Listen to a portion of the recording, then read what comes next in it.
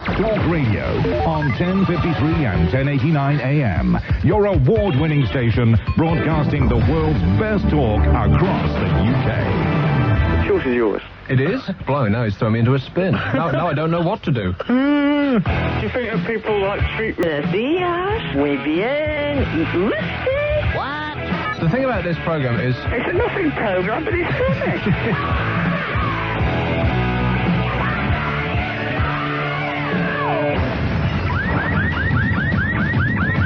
Nick out. Blimey, here's a check to everybody who... a piece of advice to everybody who's in the business of radio.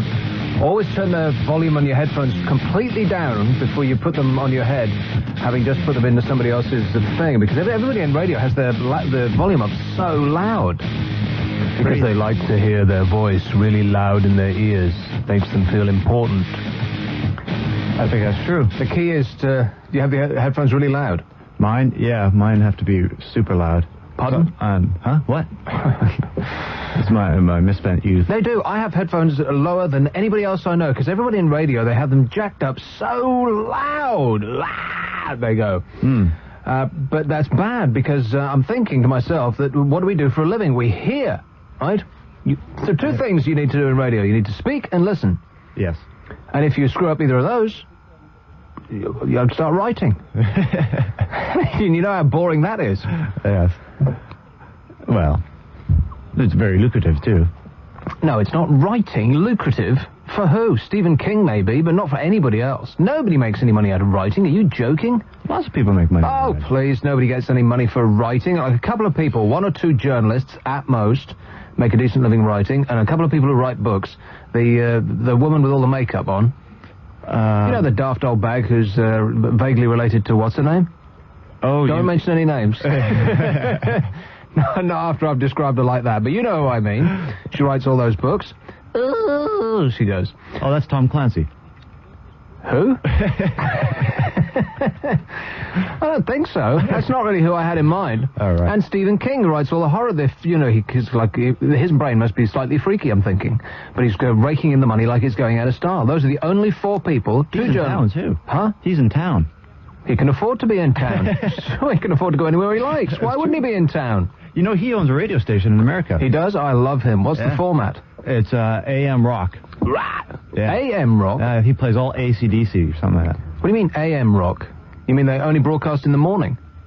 Yeah, a medium wave rock then. A medium wave rock station? How the hell is that going to make any money in America? Well, what does he care? Like you say, he's got money to burn. I don't think he's worried about burning money. I think he wants to own a station so he can listen to something. Listen to a radio station that only plays what he... So he can phone him up and say, I want to hear... Yeah, good. 30 Ds. That's right. I want to hear it 10 times. I want to hear it right now. Yeah, that's excellent. I'd love to have my own radio station. Wouldn't that be brilliant? It'd be great. Of course, that would be beyond my means. I don't know. If we get a bit of a whip around here, maybe... No, I don't think that'll ever happen. I don't think a DJ will ever be able to buy his own radio station. I can't imagine that ever happening, can you? No, that's a dream that it is a we dream. Can aspire to, but never. I know, attain. but never attain. That's right. It's beyond the DJ's mean. Yeah. That's MEIN. Can I have a dictionary in here immediately? Where the hell is Lord Russell Double Barrel, by the way? Well, 15 minutes ago I asked. He's on a coffee break. We're 7 minutes into the show. He hasn't done anything yet. He's gone for a coffee break. Are you serious? Is he in the building trade? I can't believe it. You're joking, aren't you? No, 15 minutes ago I said, Lord Russell Double Barrel, will you please get me a cup of coffee before the show? And what were you? Well, wait a minute. What were you doing during that period when you were asking him to make you a cup of? I mean, how the hell do you? He's my assistant. Good grief! He isn't even getting paid. Well, exactly. So he's up for exploitation. I was busy briefing you about how briefing me. I came in like 5 minutes to 8. I know, and I had to get a whole hours of stuff. Yeah, you were briefing me in my absence, is what you were doing. You were sitting there talking to yourself in the corner. I was thinking. And if I had been there, I would have been briefed. But as I wasn't even in the building, then at least it's the thought that counts. Is that what you're saying? More or less. I didn't want to come in here. I mean, you should never say this. You should never say that, you don't actually want to be here. But seriously, today I was so tired. Normally, when I've been doing this 4-hour shift thing, I've gone home about 5-ish and caught some sleep. And I'm like fresh and perky for the evening. But I didn't sleep at all today. And I thought, oh, no, I can't do it. But I dragged myself in here, which was completely unnecessary because I could have just dressed casual. Nick Abbott on Talk Radio. Free call 0500 1053 89.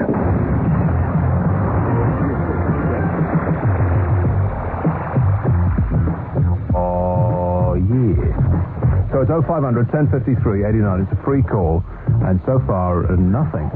Blimey, you start the show and it's so depressing. It's like I dragged myself out of my bed trying to sleep to come in here, and look at this response. Nothing. You would have thought that this audience would be a little bit more grateful. It's not like I'm getting paid or anything. I'm doing this as work experience. So this whole Arab thing that's going on is a bit upsetting, don't you feel? Arab thing? Yeah. The Arabs. I thought it was the Russians that were causing trouble today. They are. We're going to have to nuke them, too. Where do you start?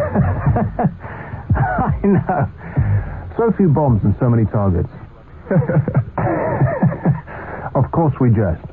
But the thing about terrorists that gets me, I'm always confused by this, is that, and I don't want to make light of a very serious subject, and I don't want to talk about this a lot either, but it always kind of, you just sort of look at them and you think, huh? They're busy throwing bombs at innocent civilians, and they're busy planting bombs in cars and blowing up children, and they're busy, shooting horses, and they're busy blowing up bandsmen, and they're busy, throwing poison in the air, and they're busy doing all of this horrific stuff. And then when one of them gets arrested and put in prison, it's like, oh, wait a minute, you can't do that. What's this, they say? No, you don't understand. We just do this stuff, and then you don't touch us. And I'm thinking, what? He's got, that, I can't remember what the bloke's name is. Oh, he's got cancer, so we better just leave him alone. Yeah, this is the guy who's just caused mayhem his entire life. Oh, no, he's feeling a bit poorly at the moment, so we'll just leave him alone. No, you don't leave him alone. You tie a small bomb to his hands and his feet, then you leave him in a room. And then that's it, it's like an eye for an eye, do you know what I mean? I mean, that's what the Arab world lives by, but as soon as you turn around and you start policing them, they'll stand up and say something just incredibly outrageous, like, everybody in this country should kill, a bloke who wrote a book, or should kill the Prime Minister, or, Princess Di, or whatever it might be, and then you turn around and you put them in jail for it, and they say, well, no, hang on, this is not what I expected at all. See, they got their own rules over there, yeah. Well, it is that, and the IRA are always kind of like this, and it's not just the IRA, it's every kind of terrorist organization there is. They're always kind of like, well, we can go ahead and plant a bomb in a car in a high street, but don't be prosecuting us for it, because we weren't expecting that at all. True. And every time I see that, and I'm like, I'm stunned. You put them in prison, and they're like, no, wait a minute, you can't do that, huh? No, we weren't expecting that. Am I hallucinating when I say this? You've experienced that too, right? I think it's just crazy. I don't know. What are they expecting? I think they're expecting that they can just, well, it's like free speech. Of course we can do this stuff. What are you, crazy? Anyway, I really don't want to talk about that all night. It's just something that just kind of struck me on the news, because all of this mayhem and grief is going on at the moment, but the people who are doing it all expect nothing in return. Now, that's the amazing thing with me, that I don't really understand. Things like the Gibraltar thing, Death on the Rock. Oh, yeah, we can go around and we can shoot people willy-nilly, they say, but if you shoot us back, then we'll take you to court. Like, what? How can you sit there and complain that the army, or whoever it might be, or the police, or whoever it is, shoots back when that's what you're doing in the first place? You'll get a guy in a room with a rifle that shoots a mile, and he shoots someone through the breastplate or whatever it is. And then, the very same guy gets shot in the back by the SAS or whomsoever it might be, and then there's politicians standing up in the House saying, well, that's just outrageous.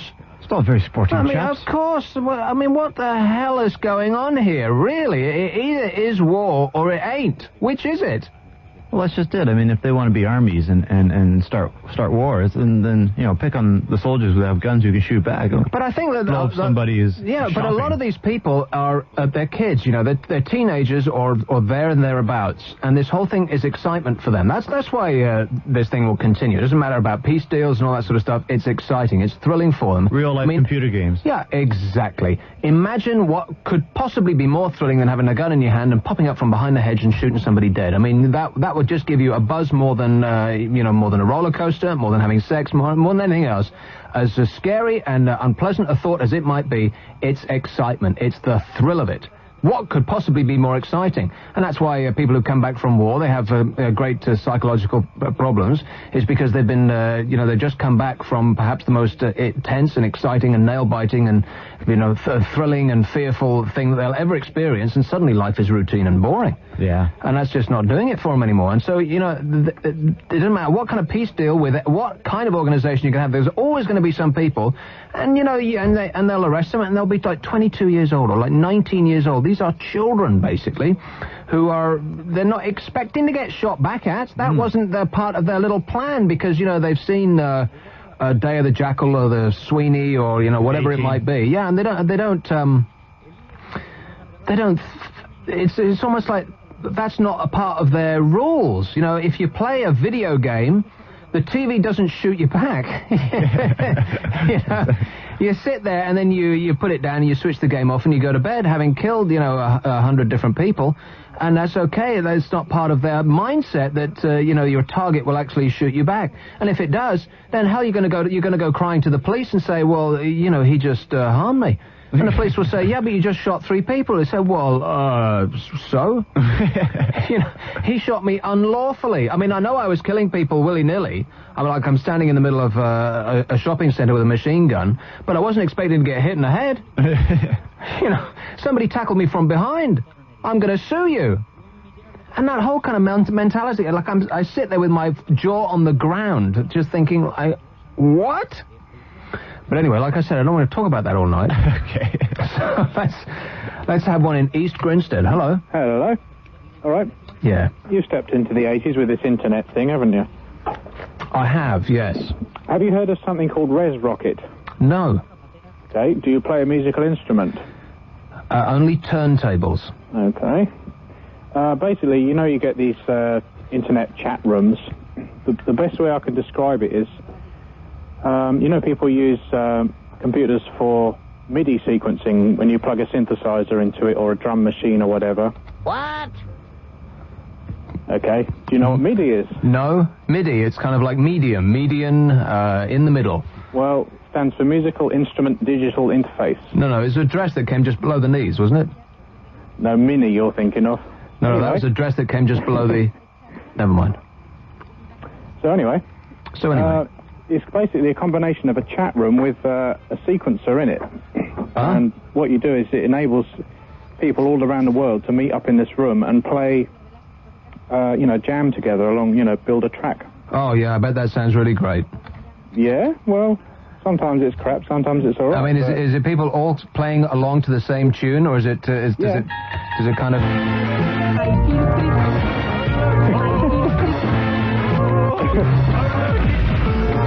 Does it kind of sound a little bit like that? If it sounded like that, it wouldn't be too bad. But, no, there's a lot of sort of jazz on there, blues, bit of techno, but you're quite limited in the sense that you only get 128 different instruments, which has to be that way because otherwise it would sound different on different people's systems. You're limited by only having 128 instruments? I'm afraid so. There aren't 128 instruments in existence. Yes, there's only 12. Rubbish, man. Well, that's plenty if you want to do a jazz or a blues song where you're emulating traditional instruments. But if you want to, like a synthesizer sound, how do you define that? There's like an infinitely variable amount of synthesizer sounds, so there's just a selected few that have to be... I think that anybody worth their musical salt can make something exciting with 128 different instruments. Are you serious, Will? Yeah, but this is like some group of people have got together over the world once and thought, right, we're going to invent this thing called General MIDI, where Yeah, we've been through all that. But isn't there a time delay? I mean, how can you possibly play along to the same beat with somebody in Australia who's, like 3 seconds back? Right, the way it's done is, somebody will start the track. For instance, somebody might start some drum beats going. When they're happy that they've got that right, they then click a button and that sends it to everybody else, and that appears on everybody else's screen, so they can kind of play it back in their own time. Like that? Kind of like that. And they can then think, I've got a bass line that can go with that, and they can start playing a bass line along to it, and then when they don't hear you practicing and messing around. When you're happy that you've got that right, you then click your button to send that into the room, and then everyone else sees it appear on their machines. And fabulous, Will. Can I make a suggestion? What? Get out more. 0500 1053 89. It's a free call. Here's one in Grimsby. Hello. He's a bright spark, wasn't he? Yeah. What I'm ringing up for is, I turned on my radio this morning, and some little guy's passed his GCSE at the age of 6, and do you know what I thought? Why? There's no point. There's absolutely no point in him doing that. I mean, who's he helping? He's not helping anybody, is he? And I just thought to myself, absolutely pointless. No, but he got to sit on a pile of books and will be in your newspaper tomorrow. And he's also, and then I learnt that he's going to do his A-levels at the age of 9. Yeah, but I never really thought about that. Yeah, why? Well, I mean, who's he helping? Can a listener tell me who's helping? He's not helping anybody, is he? Let's be honest. I never really thought about it like that. I was always just a little bit more positive than that, Matt. I just thought, gosh, that's a tremendous achievement, I thought. Yeah. But no, you're absolutely right. It's like, why? No point. Because you know what's going to happen to these kids is they're going to get picked on and beaten up daily. And because they will, because other kids who are in their class are going to feel threatened by them. And also, around about that age in school, you really don't want to put your head above the parapet too much. You kind of want to blend in and just be like everybody else. That's why everybody kind of dresses the same way, If baggy trousers and unlaced Adidas trainers are in this year, then every single kid is going to wear them because they don't want to look different, because to look different means you're going to get beaten up in the playground. What puzzled me was, he's 6 years old, and basically, when I was 6, I don't think I could read properly. So how's he sat down and done like an examination or anything like that? Then again, he didn't. He looked a bit of a dull kid, but there you go. And what was the GCSE in? It's some computer studies or something. Oh, well, bound to be, yeah. But I thought to myself, well, at least the parents haven't been pushing him on or anything. No, exactly. I'll be ironic there for everybody. No pressure, yeah. Well, the thing with the kid who's just passed his GCSE in computing at the age of 6 is that he will have the last laugh. He'll go through school and everybody will pick on him and break his glasses and kick the living out of him every day.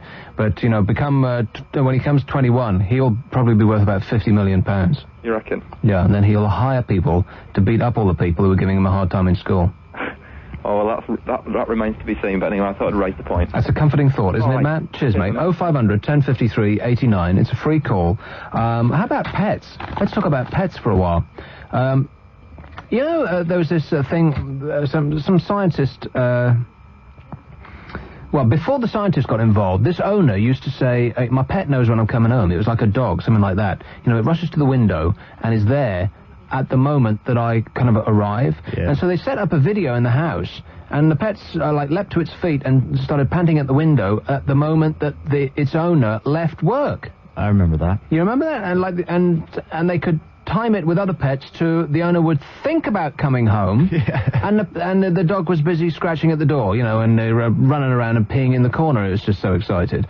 And so they made some sort of TV show about this, and then the scientists had to step in and ruin our, excitement.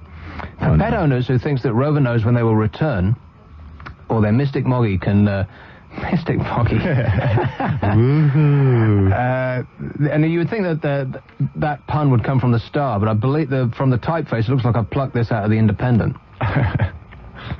There is bad news for these people who believe that their pets are, have some sort of sixth sense. Scientific experiments have concluded that pets are not psychic. The British Journal of Psychology, which is like the British Journal of the Study of the Bleeding Obvious, today publishes the results of experiments on a mystic dog named JT, whose owner, Pam Smart, who isn't, claimed it could sense exactly when she decided to come home. She'd been filmed going to the window at the moment Pam decided to return home from miles away. So this is the very dog what I was talking about, right? Uh-huh. Not at the moment that the person was crunching up the gravel drive, because then that would be obvious, because the dog could hear it. Ain't no sixth sense there. It's like you're... Sure. First sense. Yes. Which sense is hearing, by the way? It'd be your second. Your seventh. So Dr. Richard Wiseman, who is... Oh, yes. And Dr. Matthew Smith of the University of Hertfordshire set up trials. Both owner and dog were continuously videotaped. In 4 experiments over 6 months, JT continued to fail to predict Ms. Smart's return, the scientists said. Dr. Smith admitted he was slightly disappointed. Pets now have no sixth sense, say scientists. And the funny thing about it was, my cat knew they were going to say that. Nick Abbott. You know, you think that he's helping you, but he's hurting you.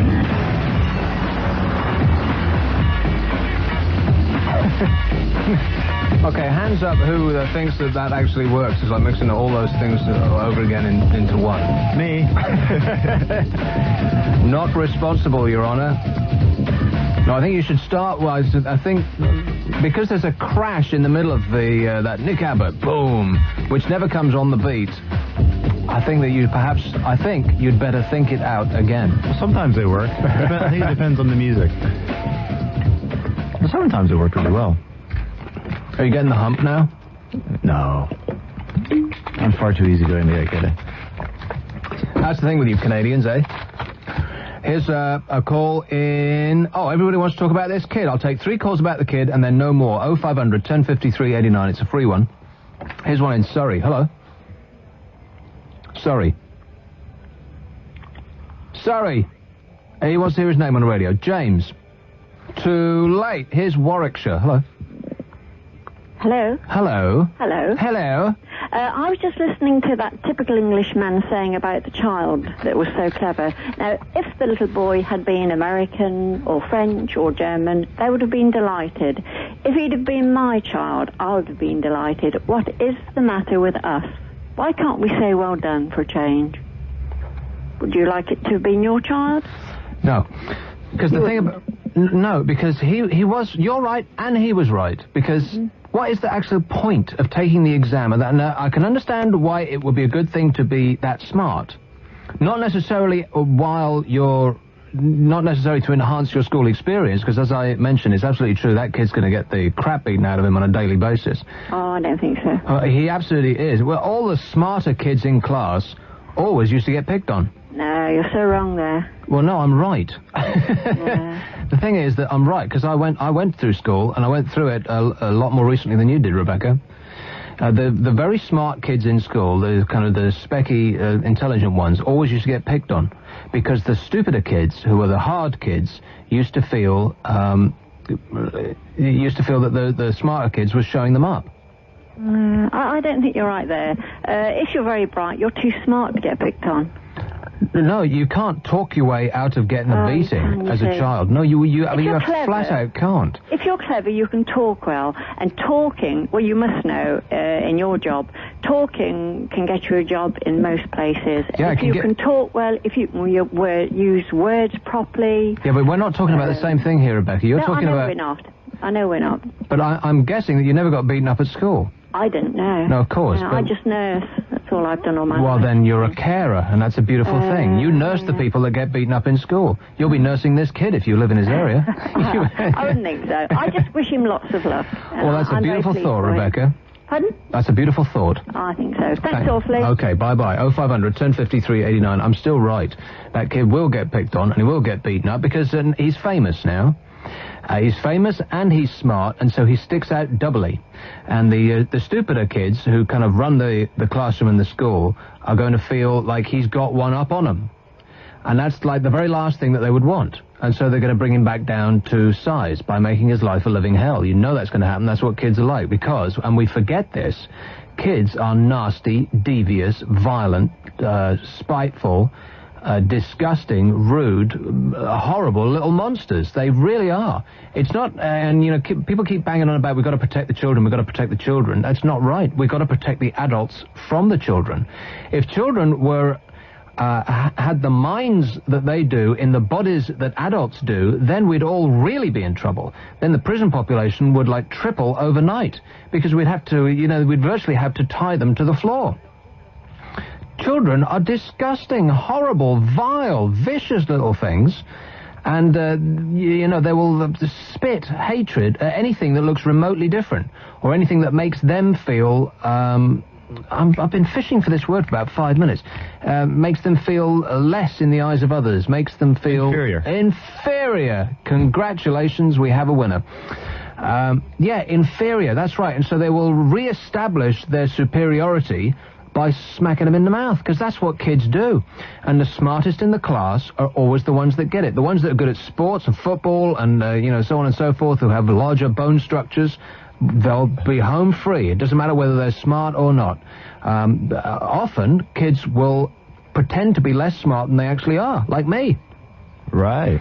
I used to hang out with the kids that used to do the beating up. Oh.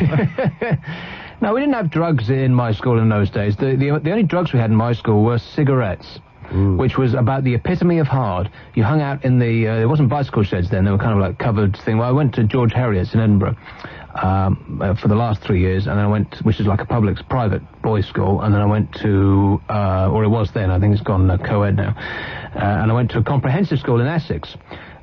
Which was full of working class people, right? Middle class, working class, that kind of thing. And you know what? The difference between the two is nothing at all. Kids were disgusting. It doesn't matter what kind of family they came from, or what sort of job their fathers had. The kids are disgusting. That's the bottom line. End of sentence. Full stop. And if you're smart and you stick out and you put your hand up and you know every answer, you are going to get the living crap beaten out of you on a daily basis. You just will. You will be picked on because you're making the stupid kids who run things inferior. There's that word again. Right. You're coming in so useful. Right. Thank God you showed up. We used to beat up the English kids. Of course, because they stuck out. Yeah. And if you were a funny accent. And if you were a Canadian in an English school, you'd get beaten up too. Now I get beat up anyway. I'm not even at school. You must remind me after the show to beat you up. I will. If you weren't working on Ian's show, then I would. But I guess I'll have to wait till you're finished. Because you'll tell on me. I'll get him to beat you up. But I was bizarrely, I went through my entire school without ever getting any trouble, despite the fact that I was an Englishman, the only English person in my year in a Scottish school. Now, you'd think that would be cause for alarm, but I used to hang out with all the hard kids, which kind of, covered me. Why, did you have a fake Scottish accent or something? No, did you not... call yourself Nick McAbbot? No, quite the reverse. I used to watch episodes of The Sweeneys to brush up on my Cockney so that I wouldn't get a Scottish accent, because that was the last thing I wanted. What's wrong with the Scottish accent? Well, absolutely nothing at all if if you come from Scotland. And although my dad's Scottish, I just, at that time, having come from Chelmsford in Essex, right, as like a 13-year-old, I just didn't want to go that way. I just flat out didn't. And so I would start talking called Blimey Estuary. Right. Just in order to hold on to my roots. Yeah. Well, no, I agree. I mean, there's nothing worse than a guy born in England and living in Scotland donning a fake Scottish accent. There's nothing worse than that? Nothing worse than that. Really? Well, in linguistic terms. In what? Linguistic. It's easy for you to say. I wish it was. Here's one in, funnily enough, Glasgow. Hello. Glasgow. Oh, hello there, Nick. How are you going? I'm not too bad. How are you? All right. Good. I'd just like to take issue with Will, who was on a few calls ago, and he was going about music on the internet. Oh, yeah. The boring man. Yeah. Well, I'm actually in a band myself, and we do a lot of live music and stuff like that. And I'm actually also a member of a thing called the Musicians Union, which gets you insurance and things like that. And their catchphrase for a while was "Keep music live." Oh yeah, I remember those stickers. Every person you walk by with a guitar case had one of those stupid stickers on that said "Keep music live." Well, it's very true. No, it isn't true. I think it is. No, it isn't. That's the last thing you want to do. I mean, given a choice between going to a club and hearing music on record, and going to a club and hearing some god-awful band try and play music, then 9 out of 10 kids will choose the record. Well, yeah. Well, that's the youth of today, really, isn't it? I know. What can you do with them? Exactly. Also, can't live with them, can't kill them. Exactly. Also, I had a teacher at school who claimed, and he was a religious studies teacher, and he claimed emphatically that his dog he'd hear his wife coming home 10 minutes before she actually arrived. Really? Is that because he was rushing around the house, pushing his mistress out the back door, saying, "Christ, my wife's coming home"? I think probably. Yeah, that must have been it. Okay, thanks a lot, mate. Cheers. Religious instructors were always the worst in my school for beating kids. I don't know about you, but we used to have the belt in Scotland, which was this piece of leather about 2 foot long, split up the middle, so that when it described an arc through the air, the two the split parts would come apart and together on your palm, like that. And they would put you would hold your palm up with one hand underneath in order so that your hand wouldn't actually, be pushed down too much by the force of the blow, and just so that the belt doesn't slice open your wrists and you die, which would be going too far for talking in class, they put a Bible over your wrists. What a nice thought. And the person who used to belt us the most was the religious teacher, which kind of puts you off that whole religion thing, you know? I would have thought so. Well, how could you get hurt with a Bible in your hand? I mean, how thick were these Bibles? No, the Bible was on your wrist. Oh, on the wrist, sorry. Yeah, and they would belt you on the hand. Do try to keep up. I know you're foreign and all, but... I was still trying to visualize the split strap thing. Uh-huh. Are you getting into that now? Yeah. A freak alert.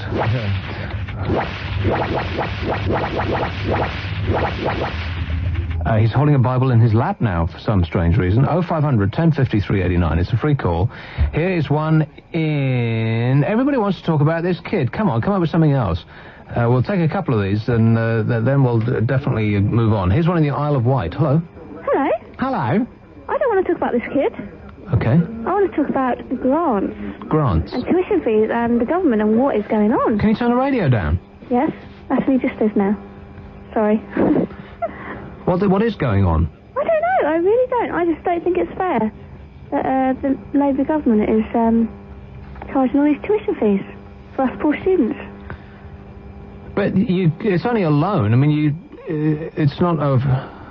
Only a loan? Yeah, it's a loan. £1,000. Well, £1,000 is nothing. You could earn £1,000 in a day. No way. Of course. You want to get your own radio show? Oh, yeah. Okay, then I'll come and do the station up there. You want to get a career in television? You can make that in a couple of minutes. Easy. No. How old are you? You've got such a squeaky voice. I'm going to be 20 tomorrow, actually. 20? Yeah. You're joking. No. Try and talk a little more in the back of your throat and less up at the front of your mouth, because that's so annoying. Nick, come on, don't be so unfair. You're squeaking again. Only dogs can hear you when you do that. Okay, so I talk like a bloke then? Well, a little bit more husky will get you a long way. That's right. So, so you are a student now? I am. I'm doing tourism and business. You're doing what? Tourism and business. Tourism and business? Yes. Why? I tell you what, it is a good job that we don't give out student grants anymore, because the stuff that students are learning these days just astonishes me. I mean, why don't you go to study leisure, for crying out loud? Why don't you go study, I actually do leisure in my course, actually. Excuse me? I am doing leisure in my course. You're doing leisure? Yes. What the hell does that mean? I am doing leisure as part of my tourism and business course. Am I alone in thinking that this is a little bizarre? Okay, so you show up for class and you sit down and you sit there with your notebook poised, trying not to squeak like a mouse. And what do they teach you? I mean, okay, take us through it. I'm doing an HND for 2 years. An HND? Yes, Higher National Diploma. Do you know what that is? A Higher National, it's it's a course that people who aren't intelligent enough to do degrees go on.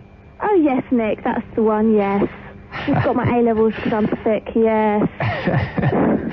Now, already, you see, you want to be a tour rep. I don't like your attitude. I don't want to be a tour rep. No, seriously, you have to keep smiling all the time, because you're going to get this is like a test now, because you're going to get this kind of grief from the awful people that you have to take on holiday. You know, it'll be dreadful people from Essex, of all places, and you'll be out there in some god-awful situation in Spain, and they'll be whining that, the tea tastes funny, and you have to maintain a smile at all times. This is like a test now. Yeah, but I'm going to own a tourette, not actually be a tourette. You're going to own a tourette? Yeah. Really? You have to go to Arabia to buy people. But, you know what I mean? I'm going to be manageress of a successful company. Okay, well, let's take it one step at a time. To get to that stage, you're going to have to go through a lot of grief. You're going to have to learn the trade from the bottom up. And you know all about that, yeah? We're learning the trade from the bottom up. Absolutely, yeah, absolutely. I didn't ever get in on a higher level in any job I've ever done. I always started at the bottom, always. So have you got any qualifications then? Qualifications? Yeah. Well, the only qualification you need to do this job is the ability to do this job. I mean, exams count for nothing. So you haven't got any qualifications then? I've got oh, blimey, what have I got? It's an honours degree. I've got an honours degree in psychology, if you must know. Psychology? Yeah. Is that why you like to argue? No, I like to analyse. No, I like to argue because that's me. Oh, I know. I've realised that now. No, but we still haven't got to, what you actually do, because I'm sure that the people who went through university or didn't, or, whose education stopped, longer than about 5 years ago, are kind of mystified as to the qualifications that people are coming out with now. There's subjects that people are studying, because I see... every now and again somebody will be in the news and they'll have studied cocktail making to degree level, or, something like that. And you think, what the hell is going on with the education system in this country? So you go into a lecture and you sit down with your pencil poised, and what happens? You learn. But you learn what, though? You learn how to wear a bright red nylon uniform and smile. And then what? Bright red nylon uniform? What are you talking about? Are you not going to be a red coat or, something like that? I'm not. I'm going to get a degree. You're going to get an HND? Yes, and then do the year top-up and get a degree. Yeah, it's like a top-up. I do 2 years HND, and then I do another year, and then I get the degree. Okay, now I've asked you like 3 times now. You still haven't told me what you actually learn. I have. Tourism and business. Yeah, but what, though? I'm learning Spanish. I'm learning economics, business, accounts, IT. So, everything you need to know. Okay, so in a nutshell, she's learning it. Yeah, that's all, Nick. And that's the thing about you, Georgie, is that everybody says you are full of it. Anoraks. Email Nick now. Abbot at talk-radio.co.uk.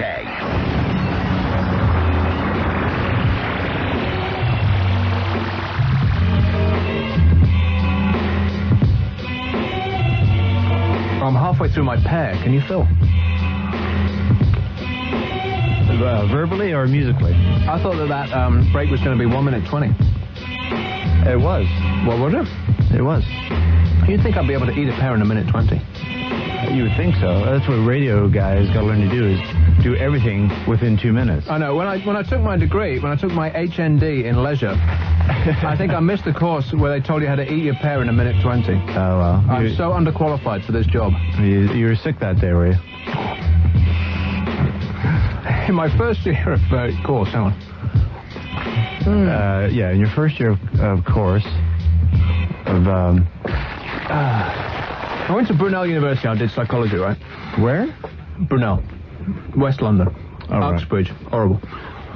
Was that a certified university? Or was that like a glorified polytech? It used to be... no, it was an actual university. Oh, right. It used to be a college. Uh-huh. Because it's all mechanical engineering and, heavy metal things, metallurgy and, all that sort of stuff. That's a polytechnic thing, isn't it? Yeah, but then they acquired a social sciences department, tiny little one, and they made themselves a university. All right, just one guy with patches on his elbows. Yeah. And a pipe. And everybody else in the entire university was going around with, Iron Maiden T-shirts that don't fit, and jeans that come from Russia, and huge, seriously, and huge bunches of keys, which always mystified me. They always have about 30 keys hanging off their belt. Right. Awful people. And the only girls on the entire campus all did, English and psychology and the little stuff that we did. Sure. And in the first year, you were situated on campus because you come fresh from your parents and you're stupid, right? You can't take care of yourself, you can't wash, you can't eat, you can't drink, cook, nothing. Mm-hmm. So they put you up on campus in halls of residence, which are about 3 minutes walk from the lecture centre. One of the courses in my first year was, I think it was on Tuesdays and Thursdays at 10 in the morning. Right. I missed the entire course because I could never get up at 10 in the morning. I had the same trouble. Isn't that bizarre? When you're growing up, you sleep and you sleep and you sleep and you sleep and you sleep. And it's never enough. It's never enough. You wake up at midday and you're like... But when you're older, you go to sleep at like midnight, you wake up at sort of 3 in the morning, and that's it. That's enough. Yeah. You go to stay at your grandparents' place. I can remember it vividly. They were always up at like 5, putzing around in the kitchen, making whatever the hell it is they used to do, and going and, collecting peas that they used to grow in the back garden, and walking the dog and stuff like this, and, running across the field to peel the bells in the church, and, paint the house and move the road and all this sort of stuff, and you'd still be in bed at 11. Exactly. Hey, it used to aggravate the hell out of me because they'd wake you up at 5 with a, futzing about, whatever it was they used to do. My grandfather. That was the verb. Forge. That was the verb to futz, by the way. F-U-T-Z. I futz, you futz, he futzes. Yeah. No, that's fine. Just to be clear. Where was I? Your grandparents. Futzing about. I'm at my grandparents. Jeez, I'm never going to get back in time for the show. Here's one in Huddersfield. Hello. Oh, okay, can we write this down in the fault book? Line 1 on this. You need a hammer virtually to get this person up. I'll have to write on a piece of paper that there is no fault. Hello? Yeah, that's a fault right there. Hello, Huddersfield. Oh, hello. I said it's the worst thing in the world when you wake up at 5 in the morning as a young boy. Yes, the point you made about the religion, the religious teachers was the ones who would whip wickedly. Well, sir, they were doing that all through history. They're the wickedest people on earth. Until they're sorted out, there shall be no peace on this earth. Because they have been putting crusades and wheeling people around to break their integrity. I tell you what, it's no wonder that nobody goes to church anymore, and nobody does. I mean, the church, all churches are all freaking out about this. No young people are besmirching their pews. Well, the saints, don't they? The saints, these people that say they come from a God that has no name, no recognition, and he's a God that is brutal. I mean, he also don't mind the bestiality in homosexuality. Tony, you're kind of losing me. About sort of 20, 30 seconds ago, my mind started thinking, what the hell is this bloke talking about? But anyway, what I was saying was that, religious leaders all over the world are saying, oh, the young people aren't coming to church anymore. And they're kind of looking at each other in confusion and saying, why is that? Well, the reason why it is because you just look what religion has done. Exactly. Every religion all over the world, and I've said this before, and I don't really want to dwell on this either, but it's just hate. It's not, because my impression, in my ignorance, I thought that, Jesus was all about love. I thought he was accepting your fellow man and forgiving and, welcoming him unto your bosom and no matter what, and, so on and so forth. Turning the cheek and all that. Excuse me? The other cheek. Oh, the other cheek. Yeah. Right. But that's not what religions generally are about. Religions are about exclusion and hate. That seems to be their whole thing. Like, we hate you because you do this, and we exclude you from our little company because you believe in this. And, just the tiniest little twist on, the basic book that that most of them believe in will make them hate you and fight you and kill you. And, I'm thinking, wait a minute, that's not what Jesus... should he have existed in the form that we think, is generally accepted, that's not what that was about, surely. Jesus was all about love and, and all that sort of jazz. But it's not. It's, religions all over the world, they hate, first of all, they hate all other religions. Oh, yeah. Which is basically everybody. Yeah. Isn't it? Yeah. And they'll create things like hell. You will go to hell if you don't, if you believe... there isn't a hell. Or you don't do what we tell you. Yeah, and it's all like double-bind catch-22 stuff. If you don't believe in hell, you'll go to hell. Right. And if you believe in... if your God is called something else, you'll go to hell. Yeah. And if you're a woman who wants to work in the church, well, then you're going to hell. And if you happen to have been born fancying a member of the same sex, well, you're going to go to hell too. Oh, yeah. And they seem to narrow it down so much. And... And they have these great things like, well, you can't practice contraception because you'll go to hell. And what does not practicing contraception do? It makes more babies. Yes. Which is... they like that. Of course, because that's more babies born to families who are within your church, so that your church will get bigger and stronger. It's like, ding, what a great idea. This stuff's really obvious. And so that's why young people aren't really interested in religion anymore, because it's full of, right-wing, loony people who are filled with hatred, and that's not an attractive proposition, you know? That's why people are attracted to what are called not loony religions, who are all about kind of love and, hugging trees and kissing the grass and all that sort of stuff. That's why this whole pagan thing is coming back, and that's why, we got eco-warriors and, all this sort of end of the millennium 90s, kissing the ground stuff. That's what all that's about, is because people are kind of like, okay, we're done with the hatred, Where the hell has it got us? I mean, look around. Look at the state of where we've got everywhere. Now. I mean, gee, it's just getting worse, is it not? I mean, with everything that's going on right now, with everything that's just started right now, you think, well, don't make any long-term plans because our time is up. Am I right? Yes. And most of it is because of people disagreeing with each other about an object that was supposed to be about love. Yes. Insane. Exactly. And that is the reason that young people aren't going to church anymore. They're busy, playing their Nintendo games or whatever the hell it is they're doing. Is because why would anybody want a part of that? Sure. I mean, if you haven't been, if you weren't inculcated into that whole society as a child and kind of brainwashed to, believe in that and accept only that, then why would anybody want to go into whatever religion it might be, cold from, the outside? It's like, it just ain't attractive. Because they're excluding too much. That's right. The message is love. And, I've got a lot of it. And I'd like to give some of it to you, if you don't mind. 0500 1053 89 is a free call. This is Talk Radio. Nick Abbott on Talk Radio. Free call 0500 1053 89.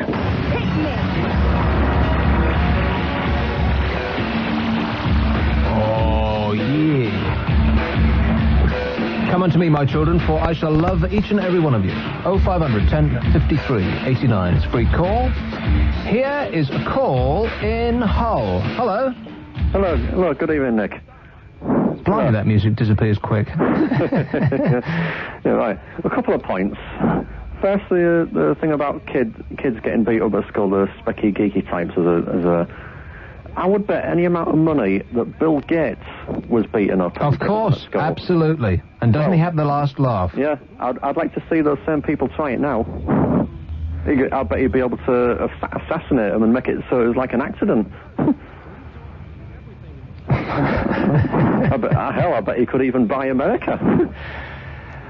Okay, you're getting a little out of control here, Robert. You said you had a couple of things. Yeah. Secondly, well, I was originally going to say about those fundamentalist nutters who bombed South Africa and that Planet Hollywood in South Africa and that. But the bloke who was on before touched on even more. Why? I'd like to say to these Muslim fundamentalists. Oh, no, okay, let's not, because, I know that I went off on one about that, but I really don't, I flat out do not want to get into this, because this is not the kind of show it is. It's 0500 1053 89, it's a free call. The way you said that thing about Bill Gates, Robert, made it sound as though you were one of those kids who used to get beat up at school, am I right? Nah. I'm not as smart as that. Hey?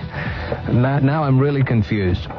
So I have, if people get married to other people, they come up with some funny names, right? I'm going to start... I don't know whether I've said this one before, but I'll do a few of these tonight. If Yoko Ono married Sonny Bono... Did you ever think about this? Uh-huh. Famous people marry other famous people. They'll come out with like a bizarre name. If Yoko Ono, think about this, married Sonny Bono, she'd be Yoko Ono Bono. Did you ever think about that? I never did. Across the UK, from the National News Centre, on 1053 and 1089 AM, this is Talk Radio News. It's 9 o'clock. Good evening. I'm Maria Duarte. Colonel Gaddafi's given a rare live interview and backed the plan for the 2 Lockerbie bomb suspects to stand trial in Holland. He said the neutral venue was Libya's idea all along. He's calling for sanctions to be lifted and says he's still worried that Britain and the US will try to add extra conditions. The Libyan leader says the world must remember the suspects are innocent until proven guilty. Dialogue and negotiation must be done, and the measures must be very clear in front of the world, because they are not, they are human. Talk Radio satellite weather. It'll be another cold night across many Midlands and western areas with clear spells. Further east and north, it'll be cloud with a little drizzle in the far north of Scotland. Those are 4 to 8 Celsius in England and Wales, 10 in the rest of the UK. And tomorrow, a dry day across most of Britain with a little light rain in northern Scotland. Highs of 21 Celsius in the south coast, 19 elsewhere. Talk Radio News time. It's 3 minutes past 9. Talk Radio. Your views, your calls, your commercial radio station of the year. On 1053 and 1089 AM. The choice is yours. It is? Blowing, now it's thrown me into a spin. now I don't know what to do. Do you think that people like street radio? Yes, muy bien. What? The thing about this program is... It's a nothing program, but it's funny.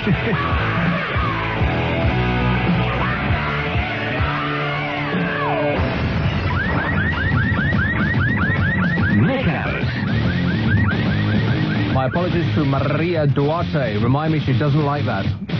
I told you. No, you didn't tell me. I told you before. You said play around with the weather. I didn't. I said, well, Maria's doing the news tonight. As I was briefing you. Yeah.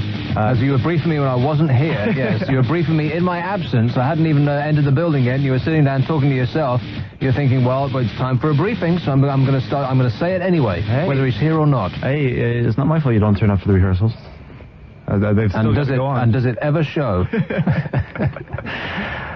So 0500 1053 89. It's a free call as we move ever onwards and upwards. Well, kind of like sideways in a lot of cases. Here's one in the West Midlands. Hello. Hello. Hello. Hello, is that Nick? Yeah. Hello.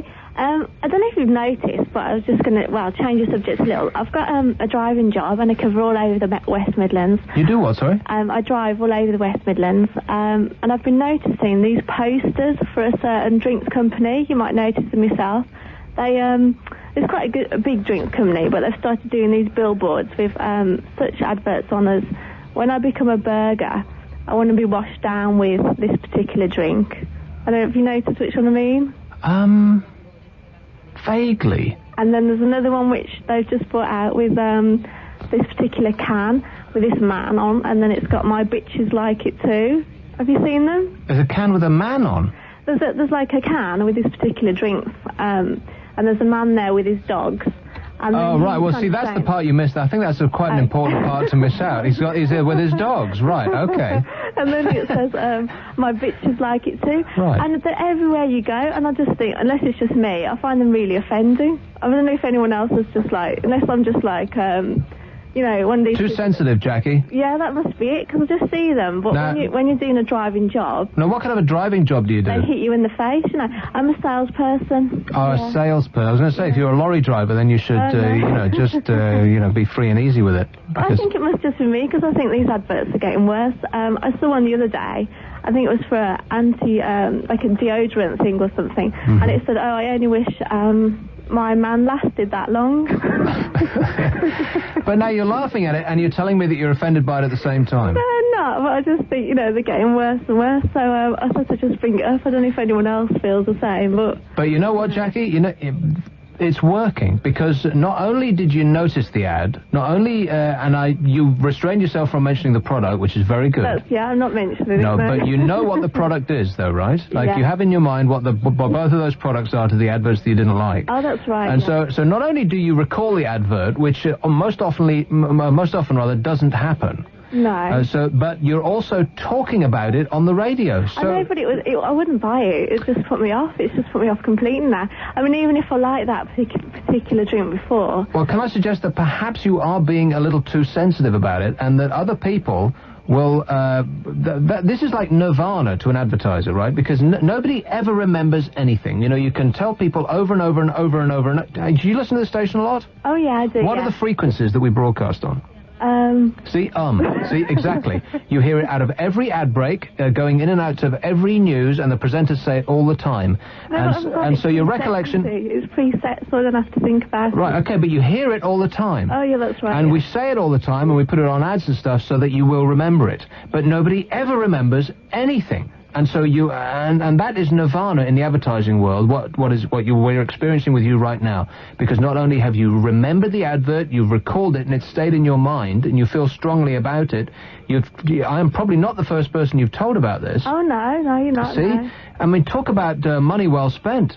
That's it, I suppose so, but wherever you go, it's not like the newspaper, you can turn it over. It hits you, like if you're in a row of traffic. You can't really miss it, it's just, you know... Well, if it is literally hitting you in the face, Jackie, then that would be cause for complaint. Yeah, I think I would write so, to the Advertising Standards Bureau. The listeners, you know, felt offended, but it might just be me then. It sounds like you're a little too sensitive. That's it. All right. If people cut you up on the road or they don't signal and then turn right and stuff like that, do you lean out the window and shake your fist and scream and swear and shout? Yeah, mutter under my breath, but I don't do any fist shaking.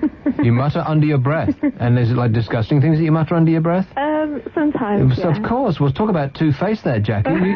You've got a mouth like a sewer, and you're complaining about some innocuous advert on a poster. Oh, that's really true. I better quit while I'm ahead. Yeah, there you go. 0500 1053 89. It's a free call. Thanks a lot, Jackie. The frequency, by the way, is 1053 and 1089 AM. And I could sit here and say that over and over and over for an hour, and still people wouldn't remember it, because the people just flat out don't remember stuff. That's why people spend so much on adverts and try and make them memorable, and you hit on a winning formula, like soap powder adverts, like the guy who goes from door to door, you know, whichever guy it may be, and tries to persuade you to swap 2 packets for 1. You know, the reason that they don't change that is because people remember it, and that's it. You know, in 50 years' time, there'll still be some bloke going from door to door getting you to change 2 powders for, your box of old one or whatever the hell they do. I don't remember that one. You don't? You liar. And that's why they do soaps now. You know, as cringingly awful as they might be. Nicole, Papa, all that crap. Yeah. And, the coffee thing. Ones. Yeah, I mean, just terminal. But it's because people talk about them, and you remember them, and you associate the advert with the product, and you're talking about it at work, whether it be, I can't stand that, or, I wonder if they're going to get married, or did they, boff each other when they were skiing, or whatever it might be. It's recollection, that's what you're after. And did they enjoy the coffee afterwards? They probably enjoyed the cigarette a lot more. Here's one in London. Hello. Hello. Hello. Hi, my name's Christopher. Hello, Christopher.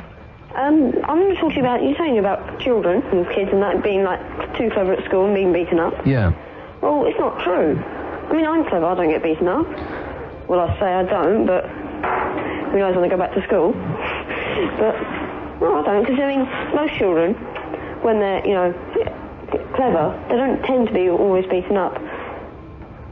No, you kind of, I think you're taking me a little too literally. I mean, there's always exceptions to the rule. I mean, just because you're clever doesn't automatically mean that you'll get beaten up, but by sticking your head above the parapet and being different from other people and, showing keenness and putting your hand up and always knowing the answer and being the teacher's favourite because you're the one that actually pays attention in the class and so on and so forth will make you a target for more stupid kids who can only rise to the top by showing aggression. I know, but all the people in my class here, because I'm clever, I'm all the same. So I don't get that. Oh, all of the people in your class are all clever? Yeah. Well, thereby your argument is specious in that respect. No. Man, you are clever if you don't have to run away and look that up. I hate you, Christopher. In fact, come to the end of the show, I'm coming over and beat you up.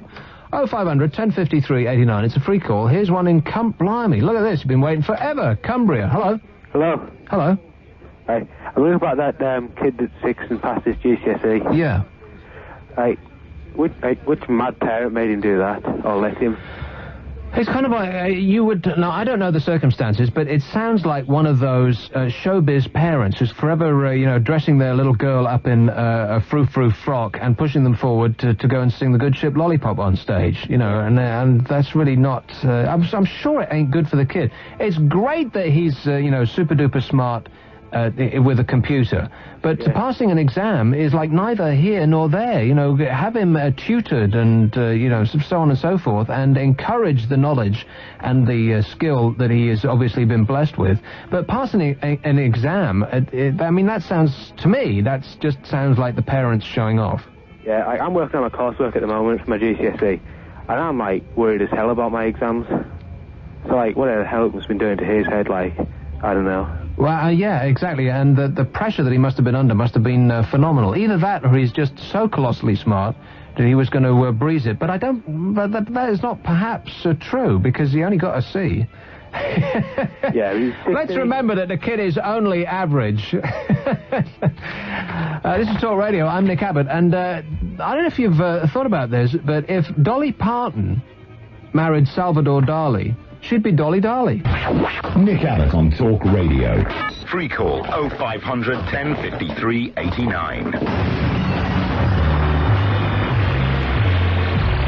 Oh, yeah. Here it goes. Funky.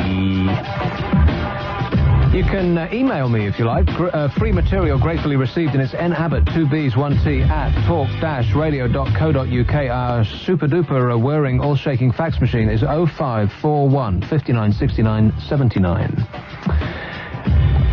I forgot what I was going to say. Oh, yeah, I went in to get a biopsy today. Have you ever had a biopsy? No. That's when they take a bit out of you and study it or something. Yeah. Because I have this, I don't really want to go into my illnesses. This is what I used to do in the old place when I used to do 10 till 2 at night. I used to be constantly ill, and my entire show was about my illnesses. I remember when you first came here, you're dying on air half the time. When was that? About a year ago. Oh, when I was doing, filling in for Ian? Yeah. Oh, God, of course. How Ian manages to look so perky and healthy is just beyond me, because that 1 till 5 shift... I think I did it for 3 weeks. It damn near killed me. I remember we had to call the paramedics once. It revived me at around about 3, yeah. But, no, look, I've had this rash on my forehead that it comes and it goes, and it's very annoying. Like, when it's on me, I just don't want to go out. Is it itchy? It kind of like, if I leave it too long, I don't apply this stupid cream, then it gets kind of itchy, burny, yeah. And Sounds like eczema. Huh? Sounds like eczema. Well, I went to, because I had medical insurance, so the first person I went to was a Harley Street specialist who took one look at it and he said, oh, that's skin cancer. Right, yeah. Exactly. And so I came back about 2 weeks later, and he said, oh, no, sorry about that, it isn't. I'd been busy preparing my funeral. And so I went to somebody else, and they said, oh, it's eczema, that's right. And then I went to somebody else and said, oh, it's an allergic reaction to your shampoo.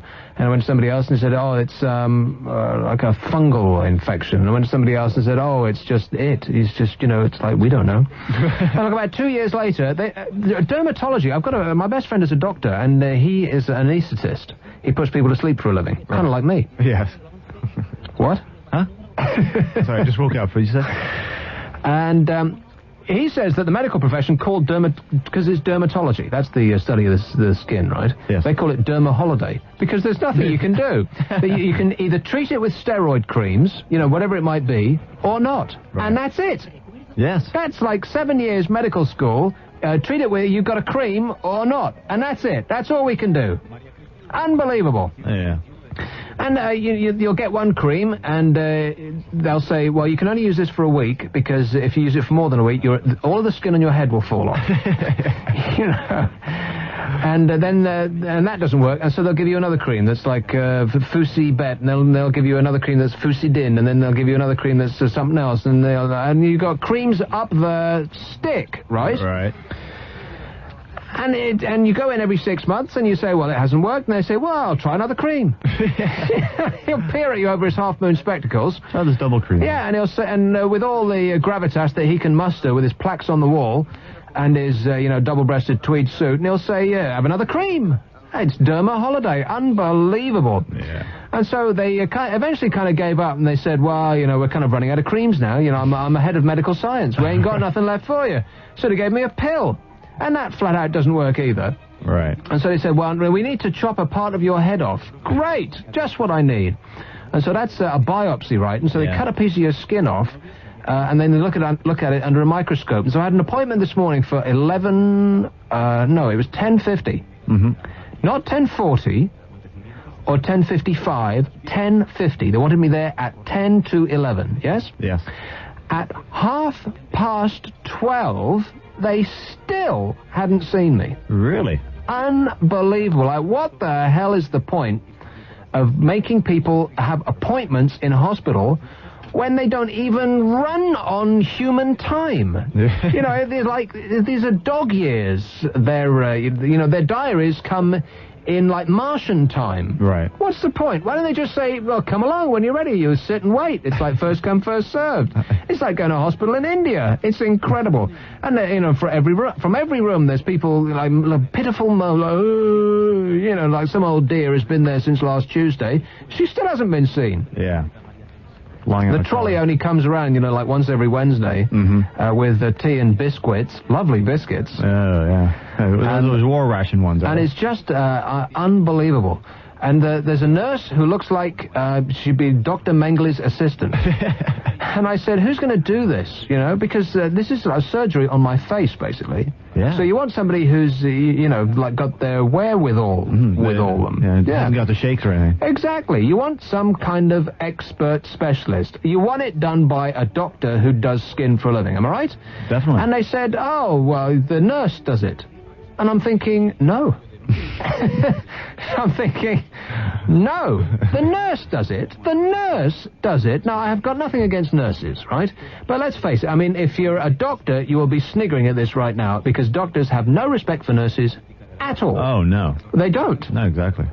Doctors have got no respect for their juniors in the doctor profession, let alone nurses. Or patients. Well, especially patients. Patients are an annoyance to doctors. Patients are the thing between them and the golf course. Exactly. And so they just, if I were a doctor, then I would, and if I didn't know a doctor, then I would think, oh, she's a nurse, yeah, she'll chop a bit of my face and sew it back up again. Of course, that's what nurses do. No. I want somebody who does this for a living, and so I think I'm going to have to go. I'm going to have to kick in the old health thing again. Are we on a private health thing here? I don't know. I never get sick, so I wouldn't know. Should look into that, though. Because you'd think that you would be, because the last thing that somebody who runs a radio station would want is their presenters to go sick. Definitely. Because if I was, feeling ill tomorrow, for instance, then there would be 3 hours that they'd have to fill. Yeah. And if I said, well, I'm going to be ill until they can see me at hospital, then that'll be 6 months of 3 hours that they'll have to fill, right? So you would think that they want you in private hospital and out straight away, back on the air working. Sure. I mean, it would just save them money. So do we have private health here? It would make sense to me. So I do elsewhere, right? Yeah. And so I think I'm going to have to go through that whole thing, but it was the private Harley Street guy who said in the first place that I had skin cancer. So I'm just, this whole medical thing is really aggravating to me. Well, it's probably was giving you the spots to begin with. It's the stress. Yeah, exactly. You probably would have gone away like years ago, but you would think, if I had just skipped my first doctor appointment and never gone, then I would it would probably have gone away. Yeah. Meanwhile, I'm sitting here suffering. So does anybody have experience of, we don't want to turn this into a medical show, but has anybody had a biopsy on their face? Because, I know nothing about it other than they'll chop a bit of skin off and sew it back up again, which it doesn't sound like that great to me. I'm not looking forward to it, I'm not looking forward to it, and let alone having to wait an hour and a half, 2 hours for somebody to show up and do it, and, running out of time, and now I have to go back tomorrow. Can you imagine the horror? Yeah. Well, surely they can just scrape a bit off. They don't actually have to... No, they can't scrape a bit off, and don't call me Shirley. Here's one in Sheffield. Hello. Sheffield. Hello? Hello. Sorry. Turn the radio down. My radio? No, you run next door and turn their radio down. Okay, I'll run next door then. So what's up, Catherine? Catherine, turn your radio down. You're listening to what happened on the radio 7 seconds ago. Okay, you will fine. never get up to speed. That's fine, okay, I've turned it down. Right, I just wanted to make a comment about what you were saying about religion earlier. Yeah. About it. I didn't agree about what you were saying in general about it. Mm-hmm. I think there's a lot of young people in the church today. I don't think it's particularly excluding. And if it is, I think it's misunderstood. Christianity is badly represented in a lot of places, being that it's not supposed to be excluding, it's supposed to be inclusive. And what you were saying about gays and homosexuality and all that, basically I think that in real Christian circles it would be considered the fact that what they do may not be acceptable, but they are certainly acceptable and should not be turned away. Yeah, how about women working in the church? How about women working in the church? Well, again, women leadership is generally accepted, maybe not women deaconesses. Well, how come you're saying that, but how come every authoritative word from everybody in any religion says exactly the opposite? I mean, we've just been through this with the, whatever it was that they just had some big powwow that they just had, and everybody came in from the third world and was spitting fire and brimstone. But you didn't even mention any other religions. You just kept distinguishing Jesus from other religions, which was quite interesting. No, I didn't. I don't think I specified any religion. You did? No, I didn't. I said all religions. And that's going to be solely Christianity, really, except if you consider Islam, but they don't consider him to be the Son of God in Islam, so... Well, whatever. I mean, does that negate every point I made? You just this is all about religion as well. You'll kind of negate everything anybody says just by picking a tiny little thing. I mean, this whole thing about looking at the Bible. Oh, well, the Bible says that this and this. Well, the Bible says anything. Basically anything at all. You want to do anything at all, you could pick a little bit from the Bible that says that that's okay. You want to go kill somebody in the street because they looked at your ass, then that's okay by the Bible. It's. Yeah, and all this kind of like nitpicking little thing, you can, Luke said in this, that, and the other, I know nothing about the Bible, never read it, never touched it. But what I do know is that you can justify any argument by reading a passage from the Bible. So basically, it makes it kind of meaningless. Here's one in... Oh, we've got to take a break, and we'll come back again. I was thinking about this. I don't know whether you've thought about this, but if Jerry Hall married Brian Ferry, she'd be Jerry Ferry. Nick Abbott. You have got to talk to him. He'll listen to you.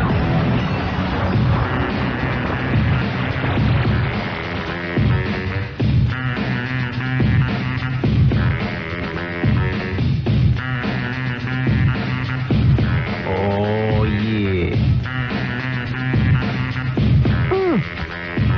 Here's a person at my old alma mater. Hello. Hello. I'm in Brunel University. You're at Brunel University? Yes, I am. And I had a 9 o'clock lecture. And we were never on time for a 9 o'clock lecture. And you used to live on campus? Yes. Shame on you. And what subject are you studying? Economics and management. Oh, no wonder you didn't show up. Seriously, how boring is that on a scale of 1 to 10? It's not boring, it's very interesting. Tediosity. Sorry? Boring! Economics and what?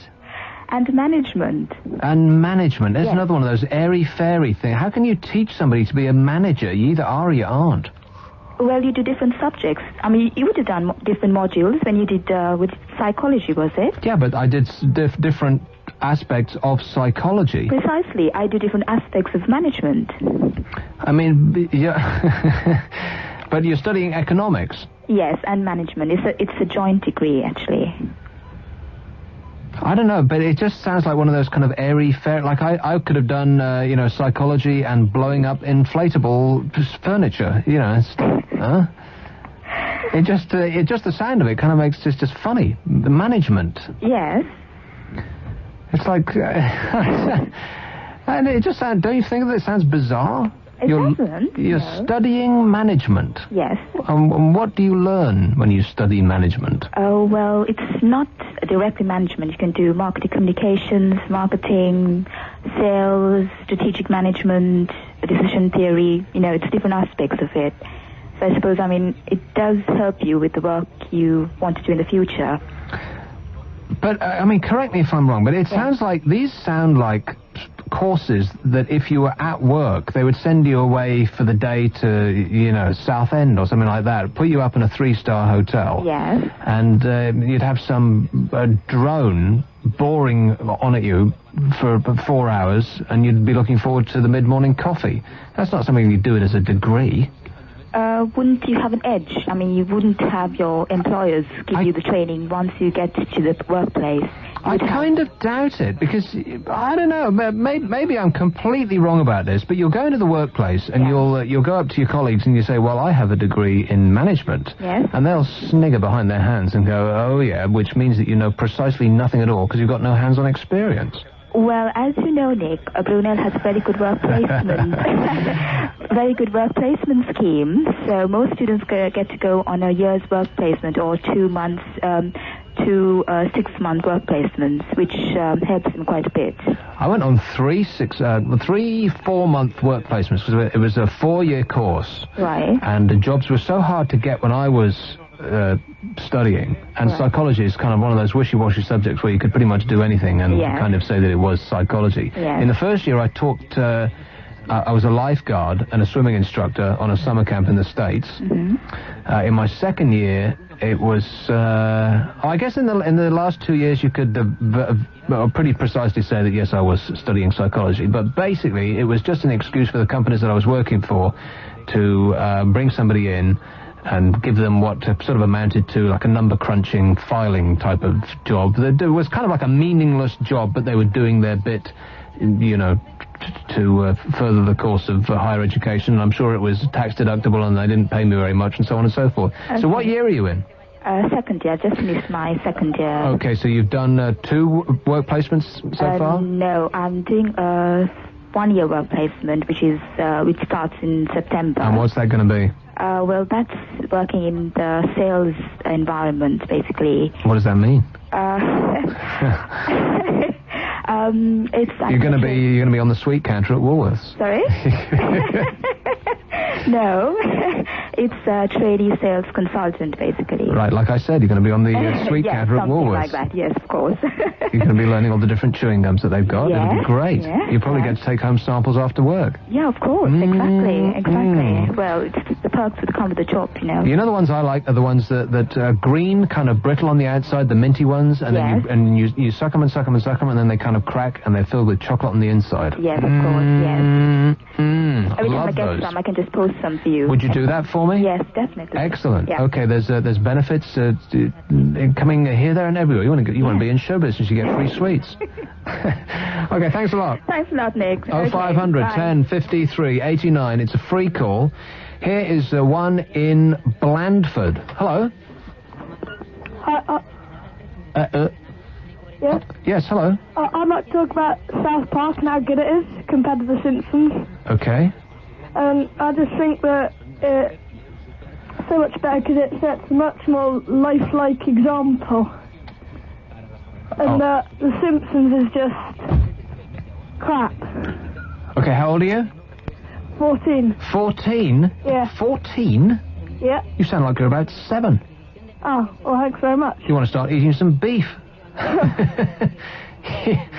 Seriously, you want to sort of like jump up and down a lot. They may drop. He thinks that South Park is like reflecting real life. Wow, that kid has some real emotional problems. No question about that. 0500 1053 89 is a one. I'm guessing you dumped that. Oh, yes. Oh, yes. I can't have people talking that way about my friend Carol. No. Carol's lovely. She is, especially when she, never mind. Yeah.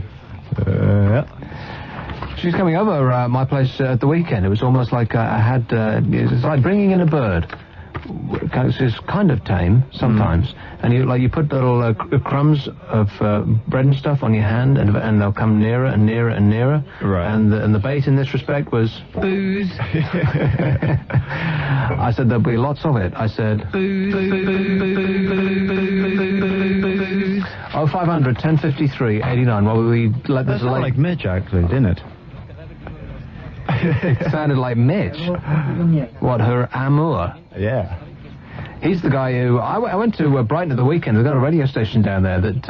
Mitch Johnson is probably the most successful voiceover artist that's working at the moment. He's on everything, like absolutely everything. He does Tonight on BBC One, all that sort of stuff. And he sells every product under the sun because he's got a great mellifluous voice. Is it? He's on Live and... He's the guy that does Live and Kicking on Saturday morning, that's right. And... a radio station in Brighton, which we were listening to in the hotel room as we were getting ready to go out, and they've got him doing the station liners. He's like the station voice. He'll go in for half an hour, something like that, and he'll say, whatever the station's name was, I can't remember what it's called, and he'll give the frequency out and say, here's another 7 in a row, all that. And that's basically the only voice you hear on the radio station. It must be one of those remote control radio stations where they don't have anybody show up. It's just... and talk about... You mail in your work. Yeah, exactly. Talk about a cheap thing to run. All they do is have Mitch Johnson come in for half an hour, say the station name and what frequency you're on, and they don't have to hire DJs. They just play. I wonder if he knows that he's being used as frequently as that, and whether he's getting money, whether it's like pay per play, or whether he's just accepted a flat fee for that, because he's on 24 hours a day on that station. It's almost like he never leaves. Wow. If it weren't for tape, he'd have to actually build a tent in the studio itself, because he would never get to go home. No. He never gets to see Carol. It's 0500 1053 89. It's a free call. I wonder if you've ever thought if Cat Stevens... You remember who Cat Stevens is? Now he's old in... What's his name? If Cat Stevens married Snoop Doggy Dogg, he'd be Cat Doggy Dogg. Nick Abbott on Talk Radio. Free call 0500 1053 89.